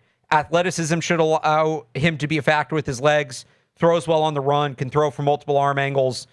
Turned 21 in January, plenty of time to develop. All true. Weaknesses. Inexperienced. 28 starts, fewest among the projected top 100 quarterbacks. What's the Bill Parcells rule? Is it 35 starts? Yeah, it's something like that. It might be. It might I not don't be know that. that I don't Drake think had it's that 35. number I think either, it's in but the it's 20s. okay. It's notable. Wasn't asked to do much in the context of Michigan's star-studded offense. Okay, that entire offense might have sucked outside of who's the tight end? AJ Barner. Yeah, but accuracy is inconsistent. Doesn't always read the field with conviction. Can zip the ball when needed, but doesn't have reliable touch pass. Player comparisons. Ceiling. Brock Purdy. Yeah, there's a lot. I had Brock Purdy too. That was the hot name. Yeah. Middle. Marcus Mariota. Spot starter. You don't feel like later in his career when he's kind of got some more Mariota experience. took the Titans to the playoffs one year, right? It was the year before Vrabel got hired. I think. That team was stacked though. I'm just saying. No, he did. The playoffs. I was thinking more like current Mariota, where like clearly being in the NFL for 10 years has helped him. And if you need him to start a game, like kind of like Tommy DeVito, you need him to start a game field guy. Floor, I was proud. I remember saying this on Felger and Maz. I remember saying, J.J. McCarthy is Zach Wilson waiting to happen. And what happened? I think Zach Wilson was more talented. He had more arm talent for sure. They're similar. He maybe was better at some things. McCarthy wasn't quite. Zach Wilson had no idea what he was looking at. I think J.J. McCarthy's football IQ was a little better than Zach Wilson's, but they both suck. But hey, real quick, bottom line, if you feel strongly about McCarthy standing as a prospect, one way or the other, you're probably kidding yourself. There's just not close to enough high-impact reps on tape to fully evaluate where he's at as a player relative to the other quarterbacks. He has upside, especially with his young age and athleticism, but needs time to develop. Whatever team drafts him will need to have a strong development plan in place. A team that has a veteran, Reed Old, starter, but will need a new quarterback in a year or two would be the best landing spot for him, setting up a Patrick Mahomes, Jordan Love type development path. If he has to start right away, good luck. Yeah, I mean, we wrote similar things. Yeah. This is what I wrote. I feel like that bared out. On Patriots.com. It's funny, this popped up because people are searching JJ McCarthy so much. And this was the bottom line that I wrote. The third overall pick should have the potential to carry the team to the winner's circle on his back, and it's hard to envision that being McCarthy. Yeah, I remember saying that all was along, the biggest thing. Was like I thought that if he was a passenger, if he was a game manager, just like he was at Michigan, make a couple of throws in key situations and in clutch times and things like that, that he would be fine as an NFL quarterback over the long term. Now, I was actually probably a little bit too high on him, honestly. I was going to say, we might have overrated him. We might have also just been hedging our bets. Yeah, but I think what the biggest thing is I used the comparison that Daniel Jeremiah uses all the time. Yeah. Are you a bus driver or are you a passenger? Right. And I always thought that the big three, Williams, Daniels, May, could all be bus drivers. Yeah. I never saw that with McCarthy. I always thought McCarthy was going to be a game manager. And I said this at the time, and I'll say it again. And I said it with Ty Simpson this past year, who's not having good start camp. I'll say it again. This is more about the NFL than it is about J.J. McCarthy. It sounds like we're taking pot shots at J.J. McCarthy. Like I'm taking pot shots at people that thought they should have drafted him over Drake. Well, and that includes that's the teams. who I'm taking pot shots I at. said this the whole time. J.J. McCarthy's a textbook day 2 pick. There's some fun tools, but there's just not nearly enough to know. That guy should be a second-round pick. Maybe, because, I mean, to an extent, Lamar Jackson kind of fit that bill, and the Ravens took him, 31? Yeah, very end And of they the had first Joe round. Flacco, and, they could afford to take that risk. Back end of the first round, I thought he made a ton of sense for... I forget if we knew Aaron Rodgers was going to be on the Steelers at this point, but, whatever team ended up with Rodgers, just having him kind of follow, I thought made sense because you're going to have a year or two there, That's what he was. That guy should be viewed as a day 2 pick. And the league gets head over heels for these guys and runs them up. And if J.J. McCarthy was a 2nd or 3rd round pick, he's not viewed as a bust. Even if he's not very good, he doesn't become the whole 9 thing, him becoming a punchline. It's unfair to him. The same thing, by the way, is going to happen with Ty Simpson. And so, Anthony Richardson's another one. Yeah, so I liked Anthony Richardson more. He was not a top 5 pick. But the physical tools with Anthony Richardson are insane. I mean, they were another level. But it's again, like, the league does, and some of it might be that's football, tough ass, that is what it is. But the league needs, you always bring up, I remember when we did the 24 draft, and even someone talking about Mac Jones in 23, like, Russell Wilson in the 3rd round, right? Yes. That doesn't exist anymore. The league has stopped the quarterbacks from falling through the cracks, the good quarterbacks from falling through the cracks. And how many starters in the NFL right now really were not 1st-round picks, like quality starters? Brock Purdy might be the one exception. I don't think... First of all, do you still feel that way? That the league has stopped letting guys fall through the cracks? Because then I have a follow-up. So my take on this, though, is kind of actually more about college football. So if I was J.J. McCarthy, and I get that J.J. McCarthy won a national championship, was getting told he was going to be a top 10 pick, it's hard to turn all that down, especially when you reached the top of the mountain in college already. Yeah. That being said, I think it's a lot more advantageous now for guys to stay in school. Absolutely. Especially with NIL. And Absolutely. You're already getting paid, because the reality is that the NFL doesn't have time to wait. The NFL is not going to wait 3 years for their 1st-round quarterback to figure it out. It's just not going to happen anymore. You could argue maybe they should. 100%. But I think it used to be that, and it still is, I would say, at other positions. And I'm a little bit of an ageist when it comes to the draft. It used to be being an older prospect was bad. Right. Because it means that you're tapped out physically and your ceiling is lower and so yada, yada, yada. Like, you kind of are a finished product. But now I think that as a young quarterback, you have to stay at school and develop in college. Yes. Because the NFL has given you 1 year max to sit. 1 year max. Yeah. And then when you play your 2nd year, you better play well. But that's because, and so this goes to what I was going to say to you. Again, you have the theory that you can't really get starting quarterbacks after the 1st round anymore because the league just doesn't let the Jalen Hurtses and the Russell Wilson slip through the cracks. I think a handful of years ago, and I know I've been critical of this player, but a handful of years ago, Bo Nix is like a 3rd-round pick. So, okay, but I don't think that's the NFL suddenly figuring out the quarterback position. I think what's happened is you've had an overcorrection the other way. They just draft all the quarterbacks in the 1st round. So you don't have guys slip through the cracks anymore. But we still had days of like Jake Locker. No, do you remember Christian Ponder? I'm talking about the last few years. Like, remember what happened in 24? And this was kind of my take leading up to the draft, and it bared out. There were no quarterbacks from the 2nd to 5th round. It was take them early or take them late. You don't take them in the middle. Because the guys that would go in the middle, teams now instead take early. And and it's hard to say just be patient at quarterback. I've been staunchly against that. If you believe a guy is the guy, you take him. But I also think if that is going to be what happens, you need to start treating quarterbacks taken outside of the top 5 like day 2 picks. The reason teams don't give quarterbacks... most of those guys have grades like day 2 picks. They just are quarterbacks. Right. The reason teams don't give quarterbacks time anymore is because you're a 1st-round pick. They're treating guys who shouldn't go in the 1st round like 1st-round picks, and they're taking them in the 1st round because they don't want to risk not getting a quarterback at all. I've said this. The NFL is a patience problem when it comes to quarterbacks and coaches, but that patience extends to they can't wait and see if they fall in the draft. Again, J.J. McCarthy should have been the guy, maybe back end of the 1st round to a team with an older quarterback, probably 2nd round. If he's a 2nd or 3rd round pick, he can sit a couple years like Jalen Hurts did, right? But I think the bigger thing is J.J. McCarthy should have gone back to school. And if it wasn't, all right, there's that if it wasn't at Michigan because Harbaugh left and that program was turning over, now with NIL and the portal, just go someplace else. Right. And I think I get it was just the Hall of Fame game. But Carson Beck played really, really well the other night. Carson Beck did that. He just stayed in college. He didn't go very high, but he stayed in college and he developed in college. That's fair. Yeah. Jaden Daniels. Jaden Daniels is a 5-year college player. Bo Nix was a 5-year college player. I think it might have been a 6-year college player. One of those two. I forget which one it was. So yeah, I think that's where we're headed. So there's some of that, but also again, I just think teams need to look at, all right, we drafted this quarterback 15th overall, but you can't treat him like you would treat the 15th overall pick at tackle or at corner. But NFL teams are not going to get patient. I know. No, I know. But then this is going to keep happening. And okay, there's less quarterbacks falling in there's less guys falling through the cracks. It's because they're just going to draft everybody, and it's either going to work out and it's good or it's going to not. They're not going to wait and actually.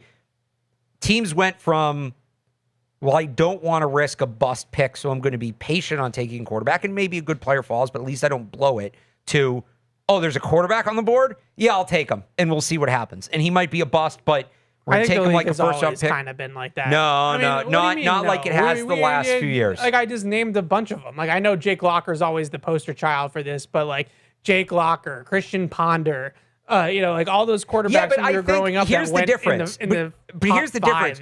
Jake Locker there's a difference between a guy that looked like a legit first-round player and busted versus the guy who should have never... Jake Locker looked like a legit... He looked like one, like physically, but so did Anthony Richardson. He was a good college player.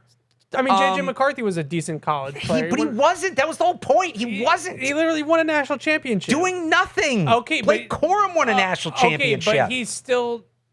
he was still better college player. So I would say there's a difference. The one I always go back to. This is a quarterback development problem.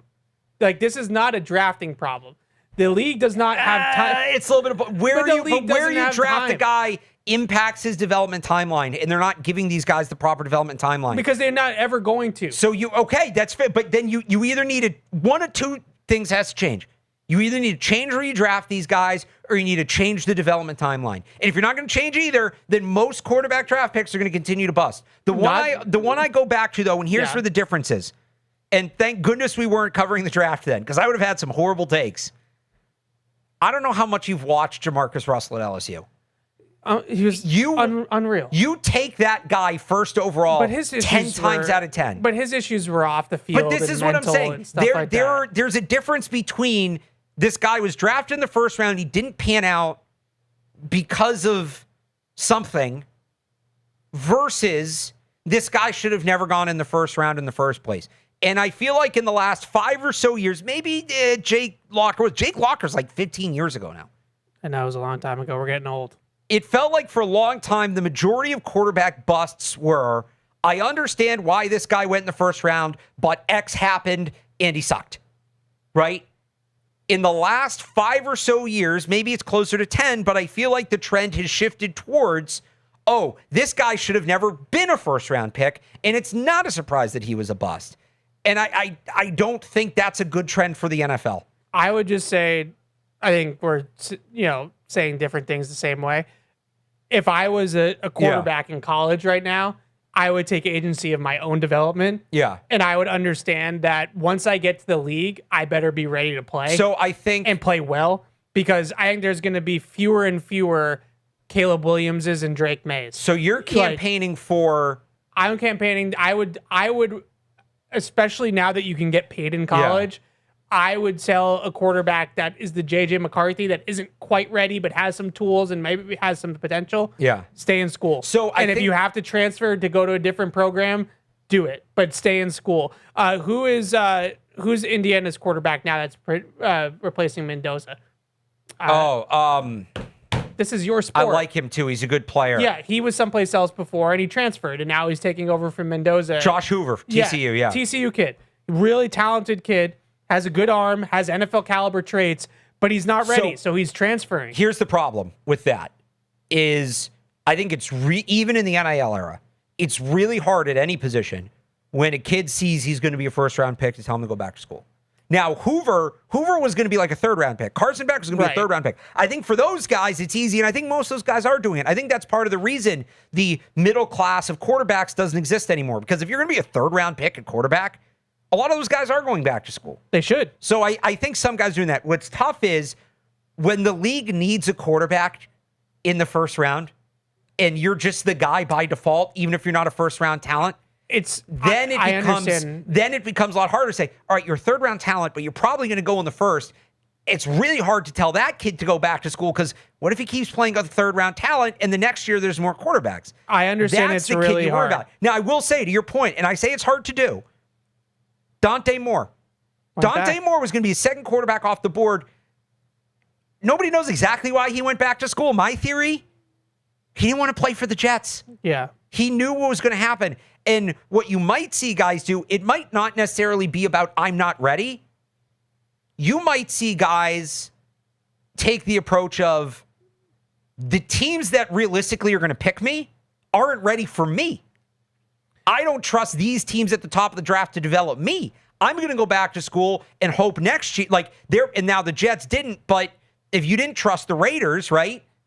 All right, let Fernando go to Vegas. I'm going to go back to school, and hopefully next year the team with the top pick has a better situation. You might see some of that. There's always going to be early breakout players like Drake May and Caleb Williams, but there are a lot more players that aren't ready that young. And going back to the college game now, if you have to go in the portal, going in the portal, using NIL to make money in the meantime, and developing at a slower trajectory. Because once you get to the league, it's not only the fact that they're impatient with the quarterbacks. They're impatient with the coaches. They're impatient with everything. They're impatient with the GMs. So in Minnesota, Kevin O'Connell is a really good coach. Yeah. He survived. The GM didn't. No. The GM, and if they have a rough year this year, O'Connell's going to be on the hot seat. The GM that let Sam Darnold and Daniel Jones walk to draft J.J. McCarthy got fired. Which he probably should have. So that's the way that the league is looking at it. You have 2 years.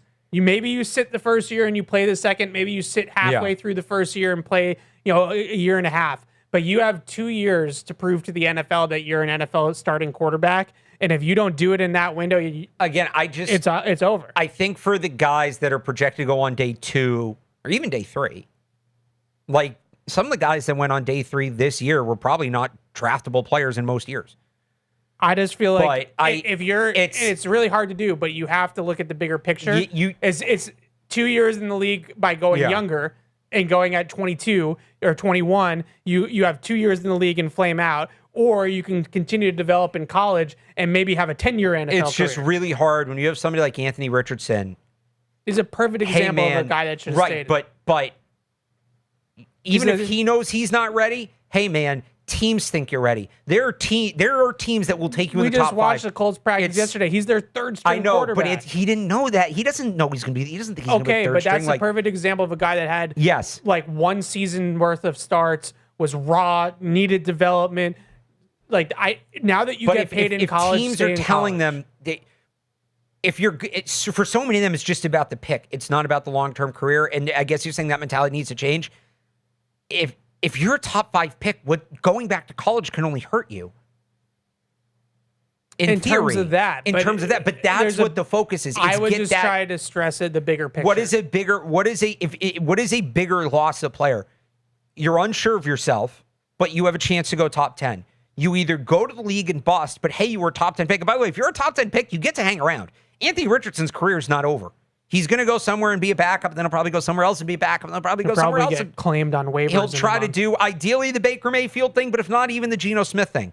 Is that worse than, we think you're a top 5 pick, you should go to the draft, even if you don't feel you're ready. Okay, well, I'm going to go back to school. Turns out you weren't ready. Now you're a 5th-round pick, and now you might be out of the league in 4 years. Maybe. Because that's the other side of that. Maybe. Like, if you're a third round, if you come to the league and you're better because you've developed, maybe, the tape isn't perfect, but you've developed.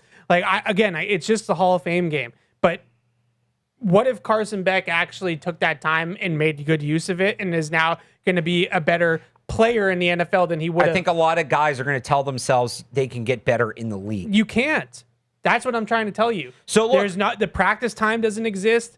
The reps don't exist. The patience doesn't exist. They don't have enough time to develop quarterbacks at this level anymore. Well, this is why they need a minor league, and there's a whole other conversation to be had there. But the minor league is the college football is the minor league. No, they need a real NFL minor league.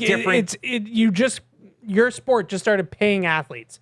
The NIL exists now. College football is the minor I'm talking leagues. about that runs NFL concepts with NFL coaches that works on an NFL schedule.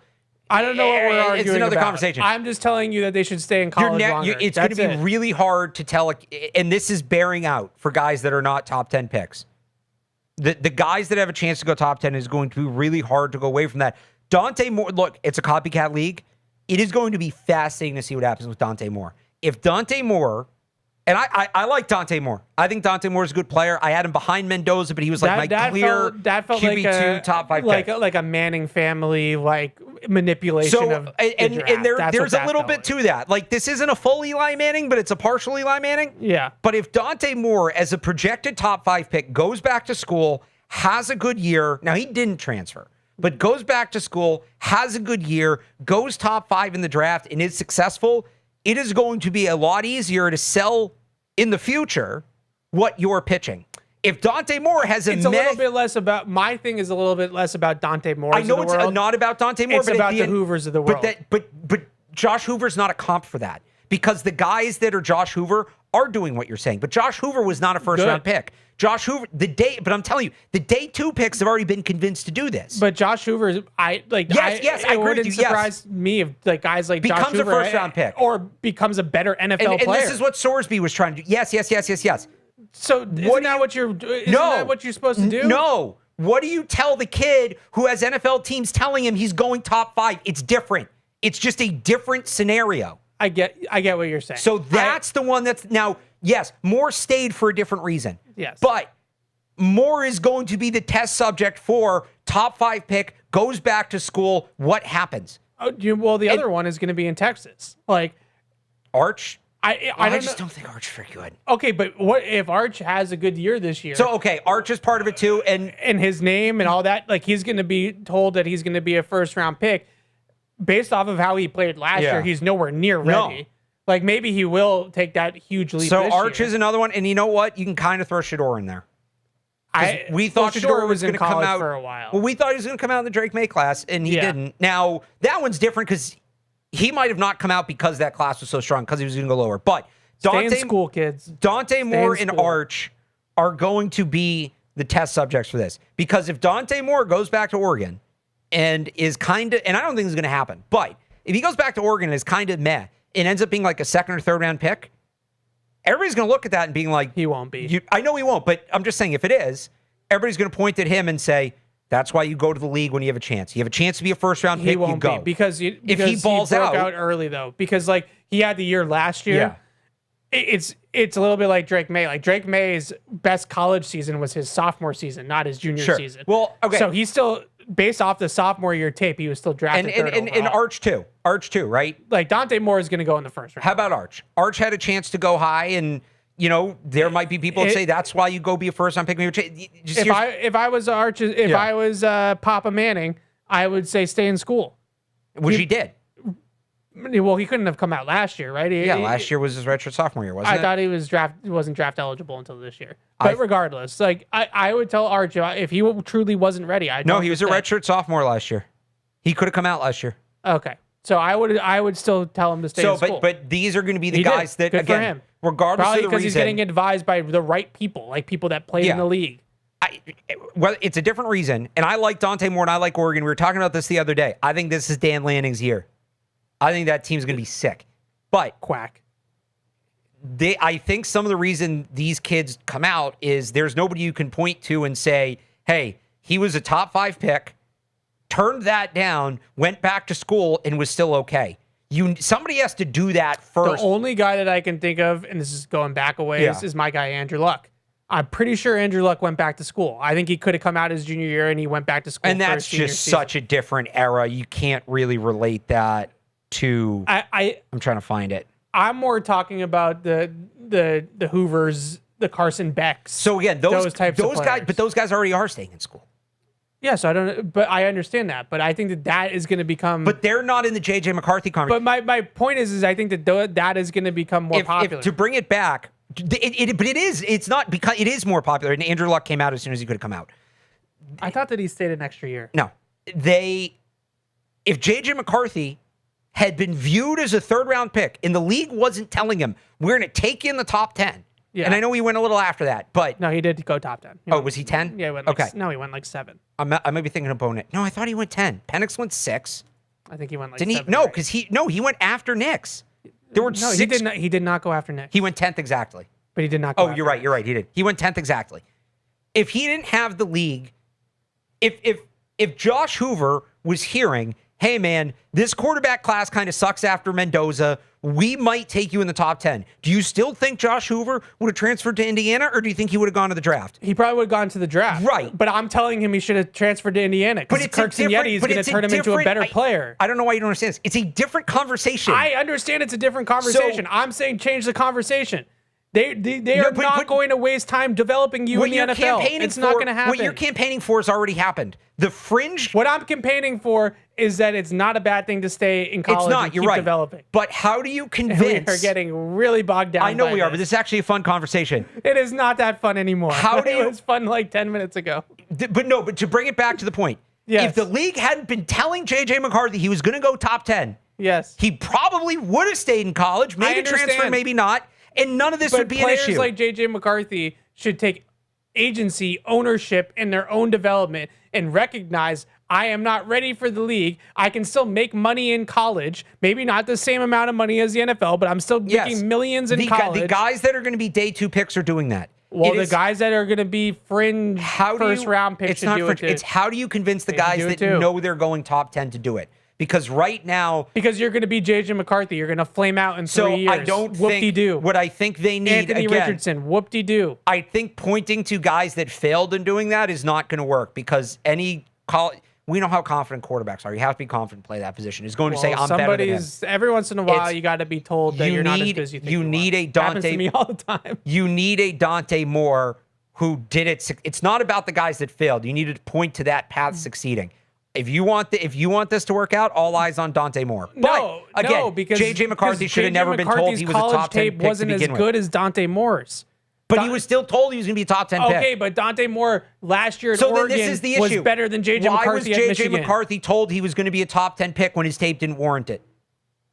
Good question. That's the issue. That's the issue. That's how this all started. J.J. McCarthy should have been viewed as a third-round pick, and he should have been Josh Hoover, but he wasn't, and that's the problem. Okay, we came full circle. Are you satisfied now? Yes. Okay. Can we take some of these calls now that I've been waiting for an hour and a half on hold? Patty's in Agawam. What's up, Patty? What's up, guys? Somewhere Tommy Curran is weeping about that conversation you had about J.J. McCarthy. I knew it was going to come off that way, and I didn't want it to come off that way. It was not a shot directly at Tom, I promise. No, we had a good philosophical football debate that we can revisit in 20 years once the Patriots need a new quarterback. Oh, yeah. So a couple things, and then I'll end with a question. First thing, I wanted to take a victory lap because I did come on this program and said, once the pads go on, I think we're going to see a different A.J. Brown. I think we have. I mean, it hasn't been like, he hasn't been like earth-shattering or anything like that, but I think he's been a hell of a lot better with the pads on than the first few days of camp. A lot of it could be familiarity, but I think a lot of his physical play warrants him playing great with pads on. The second thing, I got a little bit of a rant, and it's regarding the Christian Gonzalez contract situation. Can we just pony up and pay the guy, Mr. Kraft, if you're listening? I don't care if he wants to set the market. Look at what the edge market did last year. Myles Garrett had an APY of 41.6 when he signed his deal, right? And what happened before anything happened, like with the OTAs this year? Will Anderson shattered it with $50 million per year, average annual value.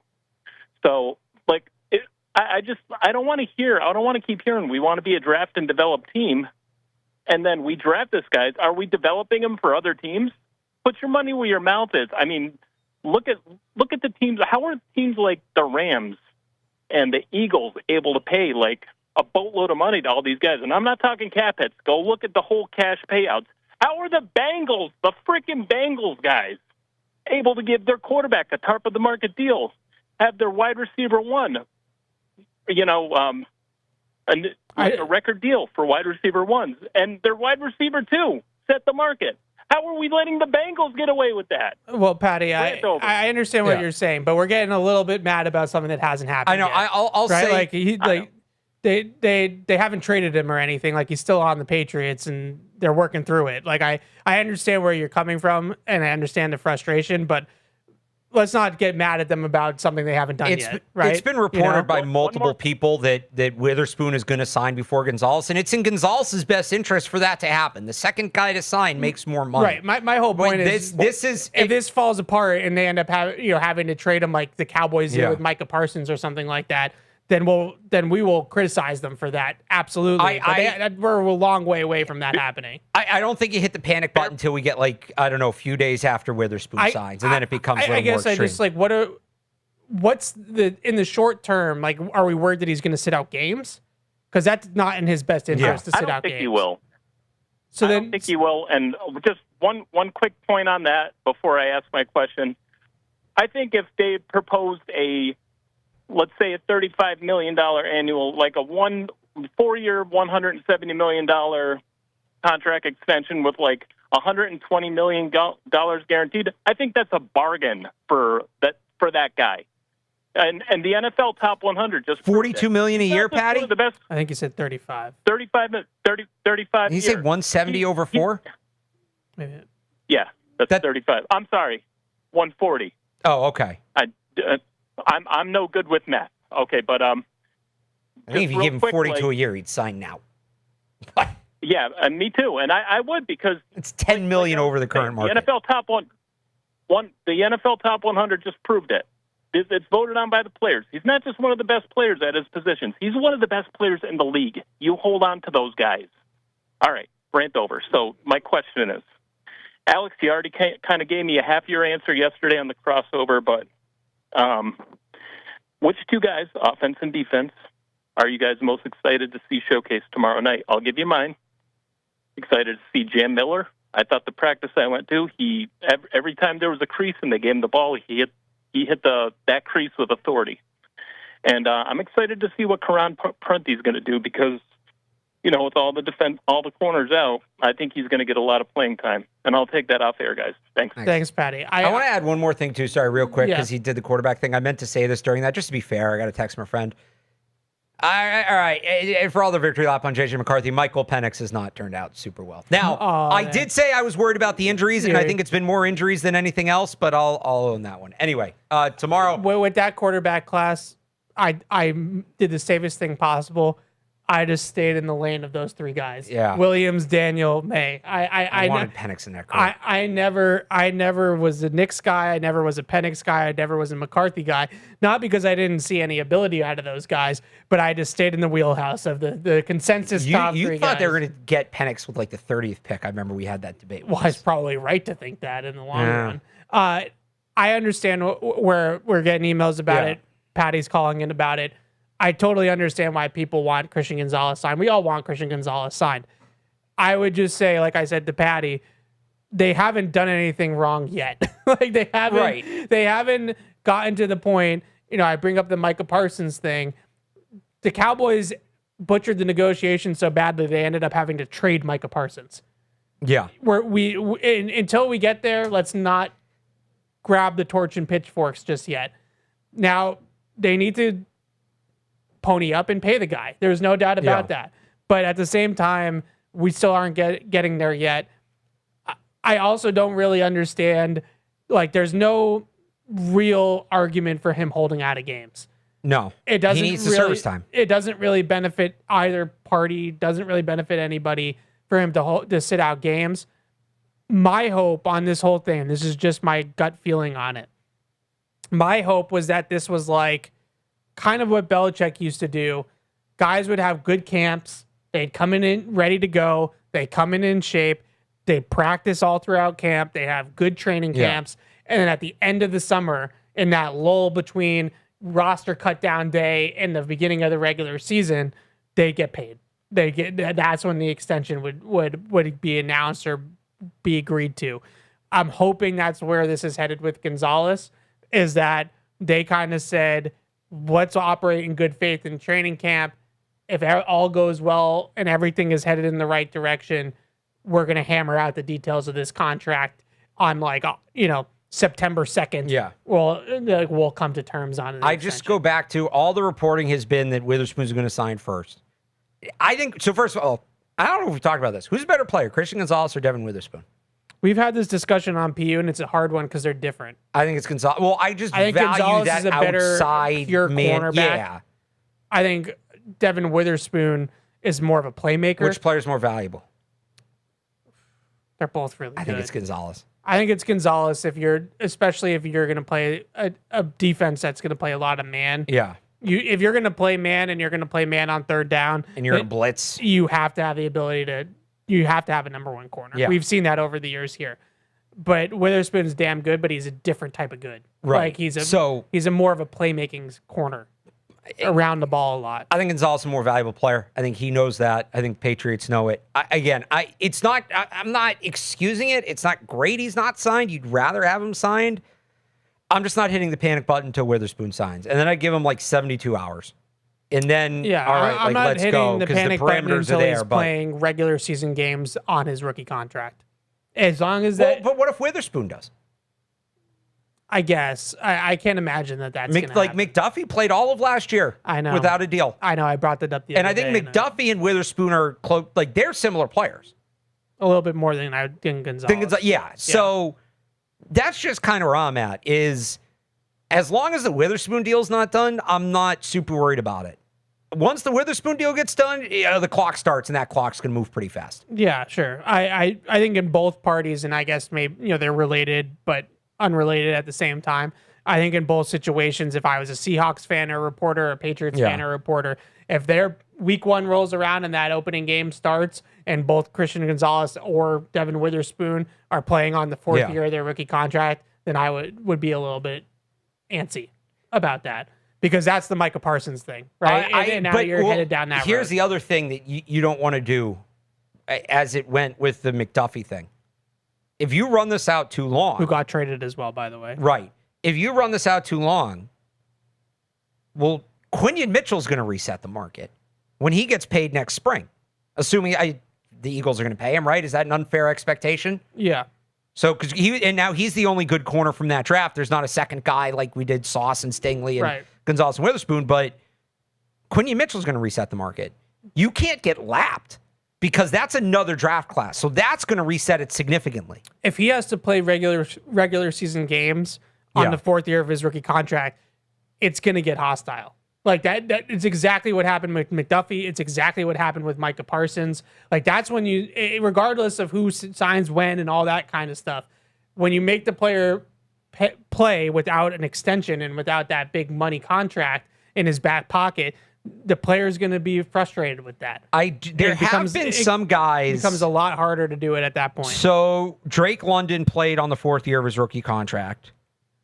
Olave played on the fourth year of his rookie contract last year. Not as good of a player. Aiden Hutchinson did a little bit. He was hurt though, so they waited for him to look healthy. Okay, and then he came back. Jordan Davis did. Not as good of a player. Jordan Davis pretty good. All right, fair enough. All right, let's take Mark in Connecticut's call. What's up, Mark? What's going on, my brother? Hey.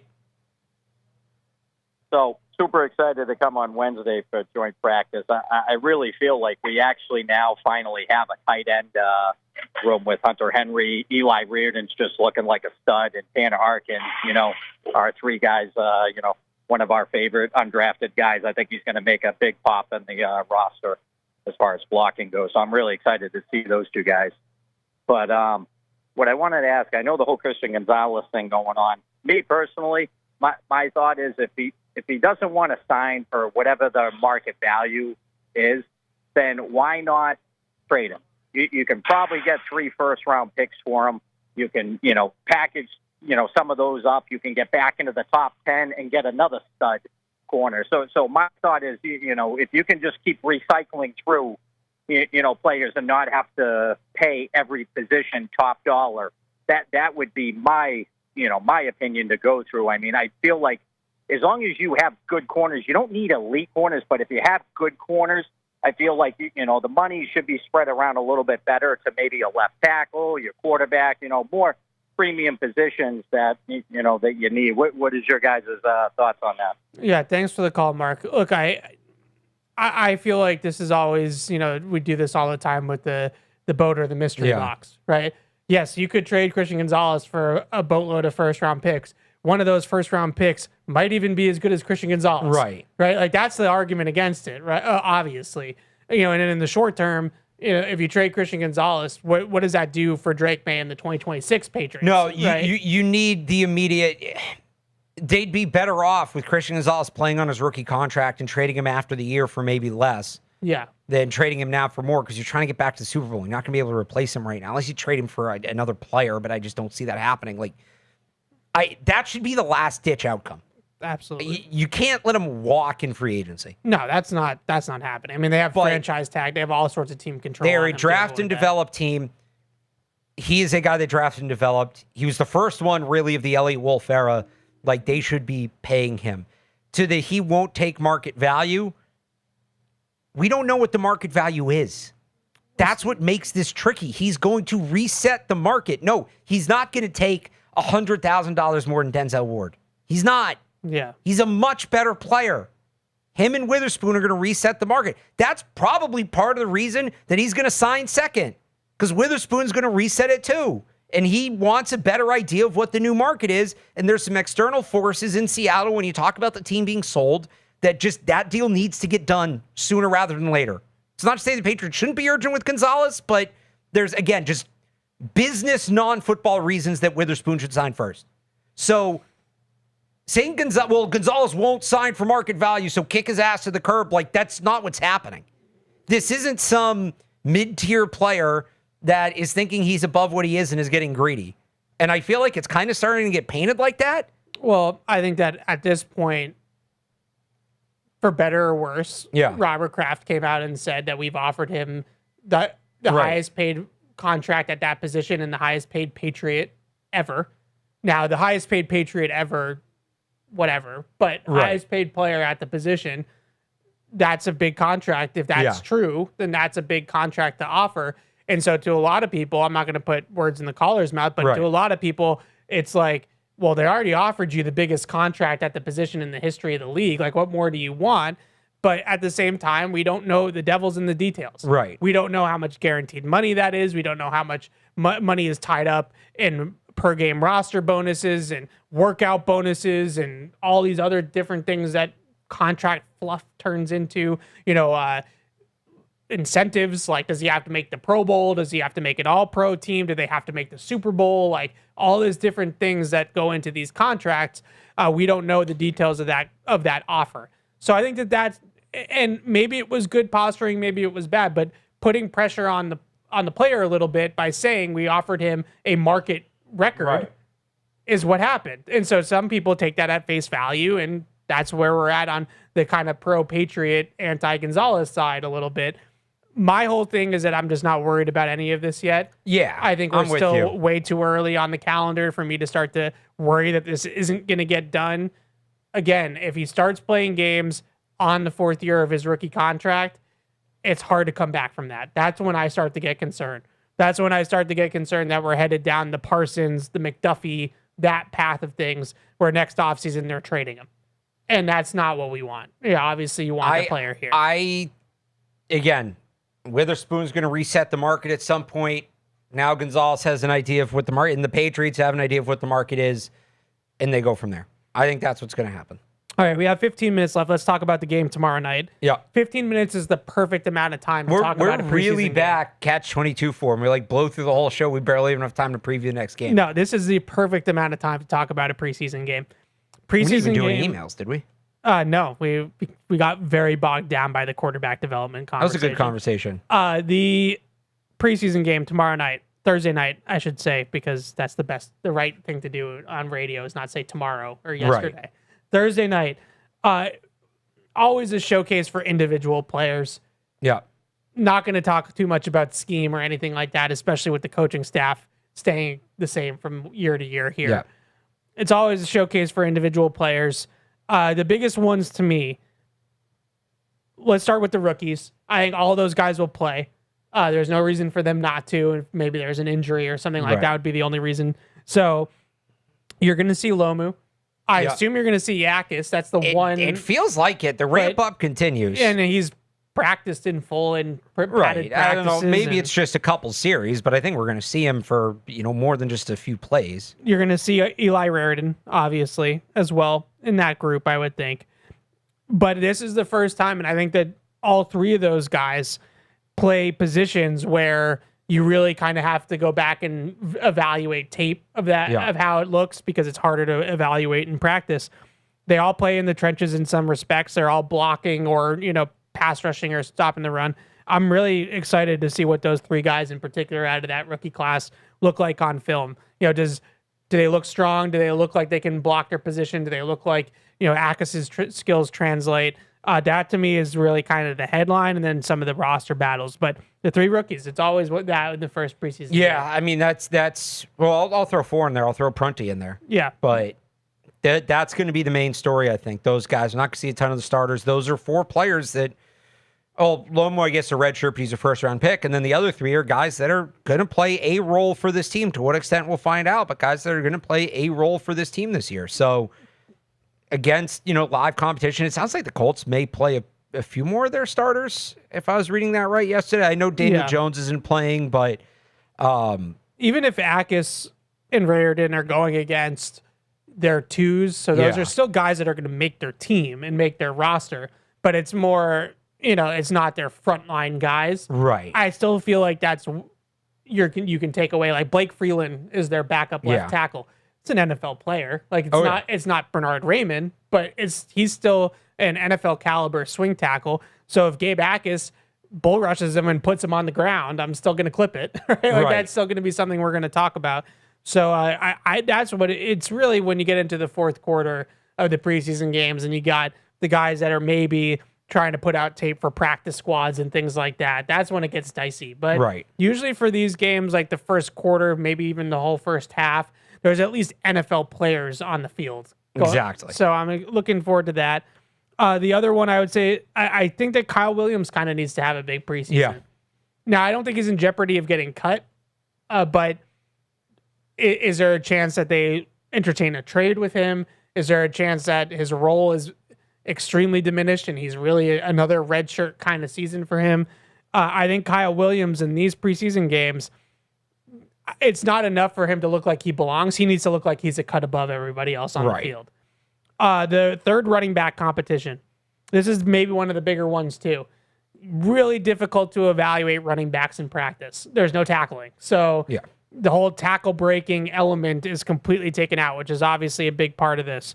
So Larison, Jennings, Miller, Montgomery, those 4 guys, I think this is a big night for them. All 3 games. I think that's, Kyle Shanahan has said it in the past. I'm sure other coaches have said it. You really can't evaluate running backs in practice. Not in terms of running the football. Maybe in pass protection or running routes out of the backfield. But as a ball carrier, it's the preseason games that really win or lose those jobs. Yeah, I mean, you notice we've talked about this running back competition a lot in terms of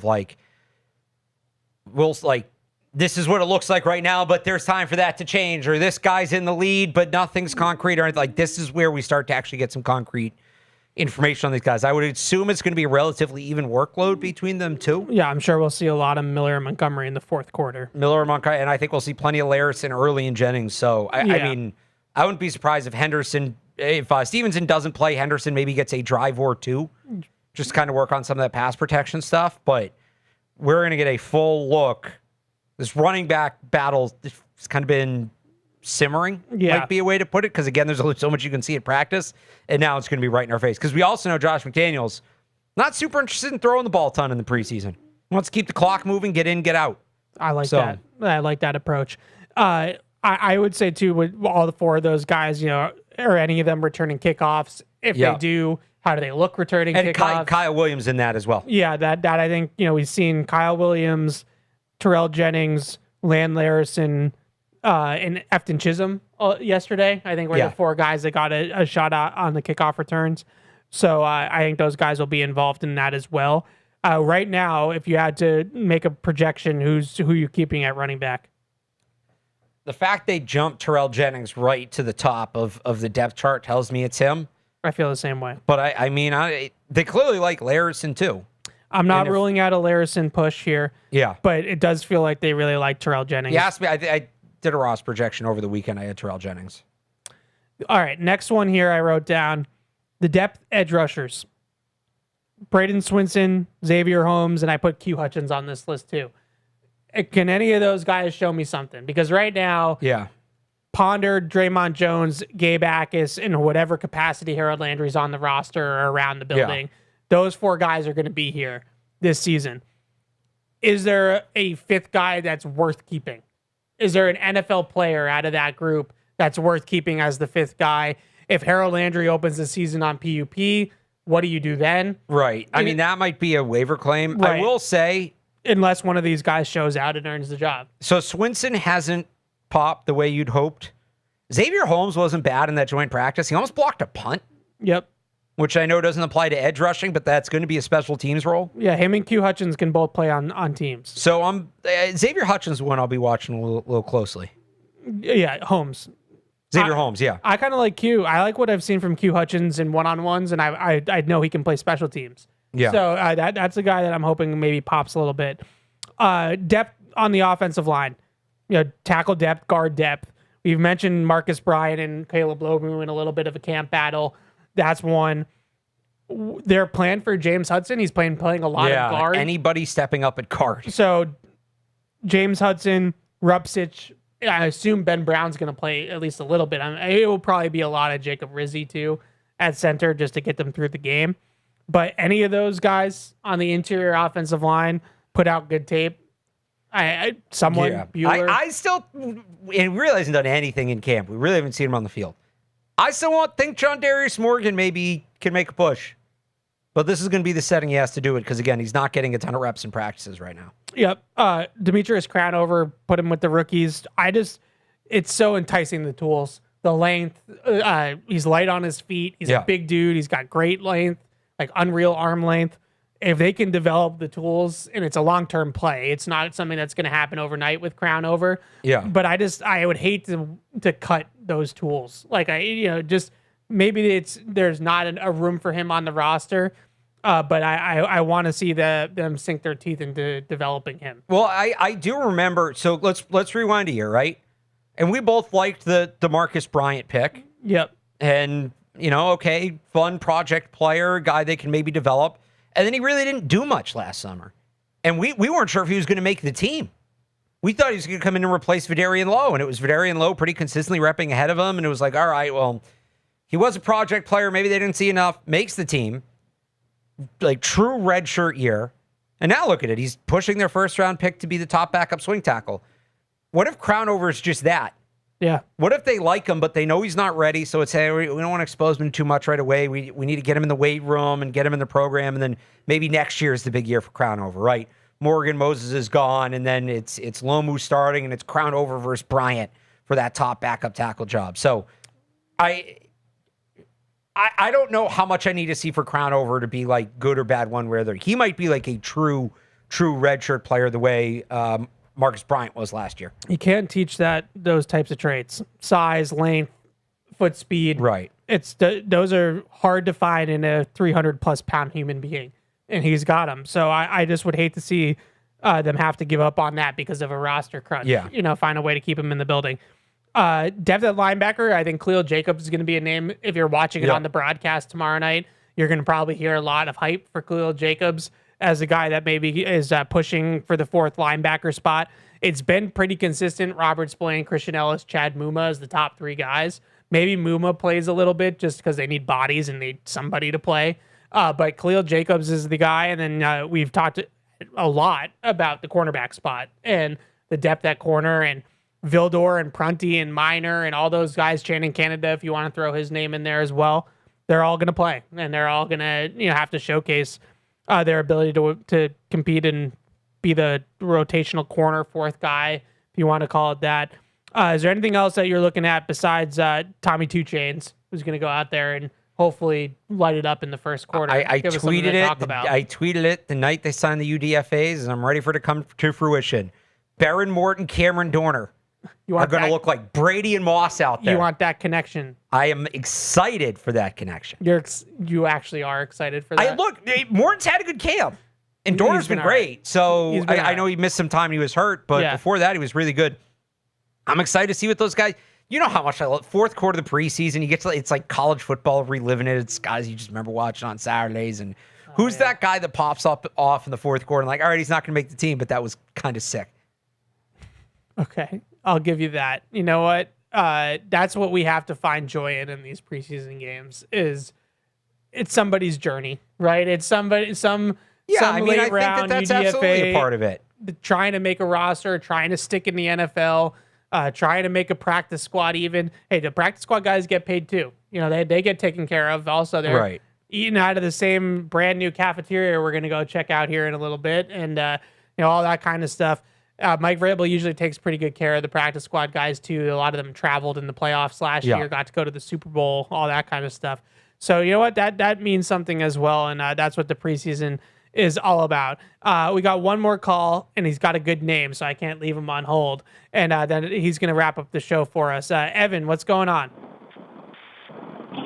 Hey, guys. Hey. Evan, this question's for you. I know we were just talking about the swing tackle, so apologies if someone's already asked this, but what do we think about getting Mac Hollins maybe at the swing tackle, opening up an extra roster spot? Thanks. Appreciate it. Thanks for the call, Evan. That's a great idea. Like, he's too small to move him to tight end, so let's move him even further inside and closer to the football at tackle. Good. Not exactly what I was expecting to end the show. Play Haynes King at running back. But your boy Haynes King got hurt, huh? The Charlotte flu. Is that what they're calling Charlotte's sickness. I had one other question from the email that I probably shouldn't have waited for so long because I know you can get lost in the sauce with we start a few minutes with Mike McDaniel. But I have seen a lot of clips on social media. The Chargers social media is putting out of Mike McDaniel being a goofball. This email is from John, who said he has a question for you specifically. Yeah. I know you hate Mike McDaniel, but I wonder what your thought on him being an OC with Justin Herbert.